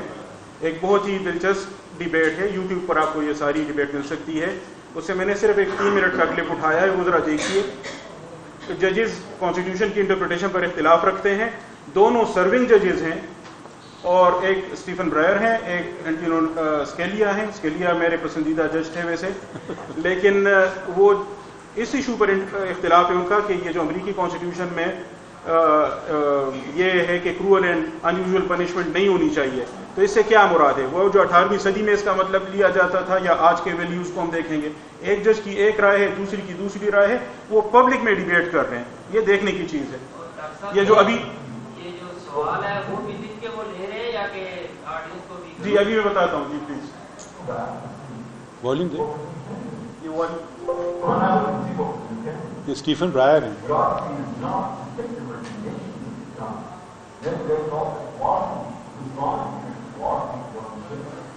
I don't know the exact what everybody in the 18th century law was school that I'm using, but they didn't enact that. They enacted in the law cruel and unusual punishment, which meant a set of values not specific set of 18th century. So the main question would be, how do those values that they have to think apply to our circumstances today? Now, I think most people, I don't think you get everybody, but I think you get a pretty broad consensus that you should not execute for robbery to death, or for theft, or for all felonies. Yours, I think everybody today would say it's fine to execute a 13-year-old. So when we look around the world and look around the United States, and we see there's hardly any president that executes a child, even when over 20. The question becomes, well, where do you draw the line today? Not where they drew the line in the future. Where do we draw the line today in terms of the values that they enacted into that Constitution? Now, I'll tell you, that becomes a difficult question. Is it 18, 17, 16, 15? I don't think anybody's going to go down to 12. But how to do that and figure it out and try to do it in a way that has an objective appeal, not just what I subjective appeal. That's why the job is a difficult job. It's a difficult job. But that is going to disagree how you do that in a particular case. Well, what circumstances have changed? I mean, death was death then, death is death now. 18 was 18 then, 18 is 18 now. You're talking about applying different values. I agree with you that they were enacting a value judgment, but it was a value judgment of that time. You do not have to adhere to that value judgment. If indeed you think you shouldn't execute people under 18, fine, pass a law. But once you abandon what they meant by calling it a visual function and say, oh yeah, even though they didn't think it covered death, but we think it does, you are at sea. And it is, as you say, a difficult job. Steve, I don't know how you do it. I'm just glad that I don't play that game. I don't want to wake at night, you know? Are you going to execute people for embezzlement? Are you going to execute them? I mean, you won't. What about CERN? You make the example, less likely it is to occur. یہ اگر کچھ میں تبصرہ کروں اس پہ please. میں شاید ادھر اسٹیفن آپ سے اختلاف کروں گا, اسٹیفن برائر سے شاید اگری کروں. جی جی. اور مجھے لگتا ہے کچھ آپ کا بہت منصوبہ اچھا نہیں ہے. آپ چاہ رہے ہیں کہ ججز کی کوئی لڑائی کروائیں. نہیں, میں چاہوں گا کہ اس طرح کی ڈیبیٹ پبلک اسپیس میں, یونیورسٹیز میں ہو, لوگ ایجوکیٹ ہوں, لوگوں کو پتہ چلے کہ آئینی امور پر, قانونی مسائل پر کس طرح آراء کا اختلاف ہو سکتا ہے اور اس کو کس طرح بیان کیا جا سکتا ہے, اور اس اختلاف کے باوجود ایک دوسرے کے ساتھ کیسے جایا جا سکتا ہے. تو آپ کی یہ جو یعنی اس میں کنٹریبیوشن ہے, ہم اس کو اپریشیٹ کرتے ہیں. ایک آخری سوال میں لوں گا اور اس کے بعد سب کا شکریہ میں ادا کرنا چاہوں گا. یہ سوال بھی آڈینس سے ہی آیا ہے کہ کچھ لوگ یہ کہتے ہیں کہ آپس میں جو بھی آپ کے اختلافات ہیں انہیں سپریم کورٹ کے اندر حل کریں. کیا مناسب نہیں کہ گھر کی بات گھر میں ہی رہے اور چوراہوں میں نہ ڈسکس ہو؟ اس کا جواب تو اسکیلیا اور برائر نے دے دیا, لیکن گھر کی بات گھر ہی میں رہے. گھر میرا پاکستان ہے, آئین پاکستان ہے, اور یہ بات گھر ہی میں ہے. یہ بہت خوب.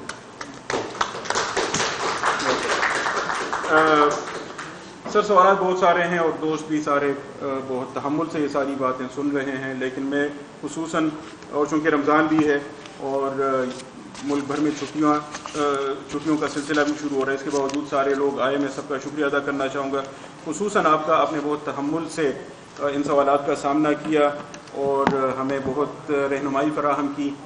سوالات تو اور بھی بہت سارے رہتے ہیں, لیکن مجھے امید ہے بلکہ یقین ہے کہ یہ پہلی نشست ہے, یہ آخری بالکل بھی نہیں ہوگی انشاءاللہ. ہم اس سلسلے کو آپ کے تعاون سے مزید بھی پھیلانا چاہیں گے, دیگر جج صاحبان کو بھی ہم دعوت دینا چاہیں گے, اور اس طرح شاید ہم پاکستان میں آئین اور قانون کی حکمرانی کا جو سفر ہے اس میں اپنی منزل کی طرف بہتر طریقے سے بڑھ سکیں. ایک ریکویسٹ آخر میں کرنا چاہوں گا. جب آپ کا کیس سپریم کورٹ میں چل رہا تھا تو ریویو کا مرحلہ جب تھا, آپ خود اپنے دلائل دے رہے تھے, محترمہ مسز سرینا فائز عیسیٰ صاحبہ بھی موجود ہیں, وہ بھی اپنا کیس خود پلیٹ کر رہی تھیں. اس موقع پر چونکہ بہت ساری باتیں ہو رہی تھیں، آپ نے سپریم کورٹ میں ایک درخواست دائر کی تھی کہ لوگوں تک معلومات کی رسائی ہونی چاہیے اور عدالت کی یہ جو پروسیڈنگز ہیں یہ اس کی براہ راست نشریات ہونی چاہیے تاکہ لوگوں کو معلوم ہو کون کیا کہہ رہا ہے، کیا دلیل دی جا رہی ہے، کیا جواب دیا جا رہا ہے، فیصلہ کیسے ہوگا وہ بات کی بات ہے، لیکن لوگوں کے سامنے یہ چیزیں آنی چاہیے۔ میں ریکویسٹ یہ کرتا ہوں اور میرے خیال سے ہاؤس اس کی حمایت کرے گا کہ انشاءاللہ جب اللہ تعالیٰ آپ کو یہ موقع دے تو ہم اس طرح شفافیت کو یقینی بنانے کے لیے سپریم کورٹ سے ایکسپیکٹ کرتے ہیں کہ تمام مقدمات نہ صحیح لیکن وہ مقدمات جن میں لوگوں کا مفاد عامہ کا مسئلہ ہو اور لوگوں کی بہت زیادہ دلچسپی بھی ہو، جس سے ان کا مستقبل وابستہ ہو، جو عمومی طور پر ملک و قوم کے بڑے مسائل میں سے ہوں، تو کم از کم ان کی براہ راست نشریات کے لیے کوئی آپ آئین اور قانون کے حدود کے اندر رہتے ہوئے اپنے ہی دلائل مان کر ہمارے لیے یہ موقع فراہم کیجیے گا۔ بہت شکریہ۔ میں شکریہ بس ادا کرنا چاہوں گا آپ شفا تعمیر ملت یونیورسٹی کا اور آپ کا، اور یہ میں جب نیشنل اسمبلی کے کنونشن تھا، میں وضاحت کرنا چاہتا ہوں، تو مجھے یہ اس تاریخ کے یاد میں یہ آئین دیا گیا، تو مجھے جو انہوں نے اضافی کاپیز بھی دیں، تو یہ آپ کی یونیورسٹی کے لیے۔ جی سر، بہت شکریہ۔ بلکہ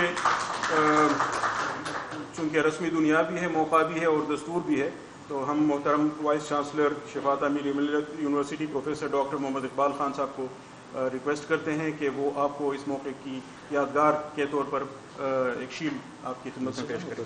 جی سر، ادھر ہی میرے خیال سے سر، کیونکہ نیچے وہ تار وغیرہ ہے سر، ادھر۔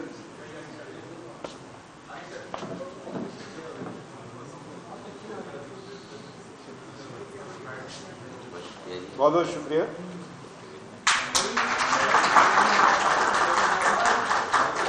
ایک میرا سوال بھی ہے، وہ یہ ہے کہ جو لوگ ہمارے اکیڈیمیا کے جو لوگ ہیں they are not allowed to practice in court.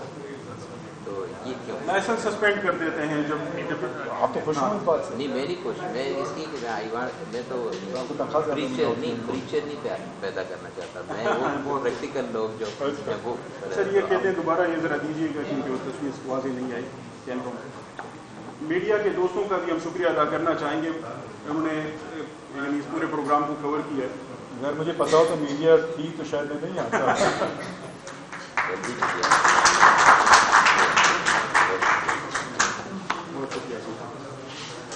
شکریہ۔ جسٹس قاضی فائز عیسیٰ کی آئین پاکستان قومی وحدت کی علامت کے موضوع پر گفتگو۔ انہوں نے کہا کہ میری رائے میں از خود نوٹس کا اختیار سپریم کورٹ کا ہے، دوستوں کی رائے ہے کہ اختیار چیف جسٹس استعمال کر سکتے ہیں۔ انہوں نے کہا کہ سوموٹو کا لفظ آئین میں استعمال نہیں کیا گیا، از خود نوٹس کسی کو فائدہ دینے کے لیے استعمال نہیں کیا جا سکتا، کسی جج کی رائے فیصلے کی حیثیت نہیں رکھتی۔ انہوں نے یہ بھی کہا کہ تاریخ ہمیں بار بار سبق دے چکی ہے، ہم جب تک تاریخ سے نہیں سیکھیں گے تاریخ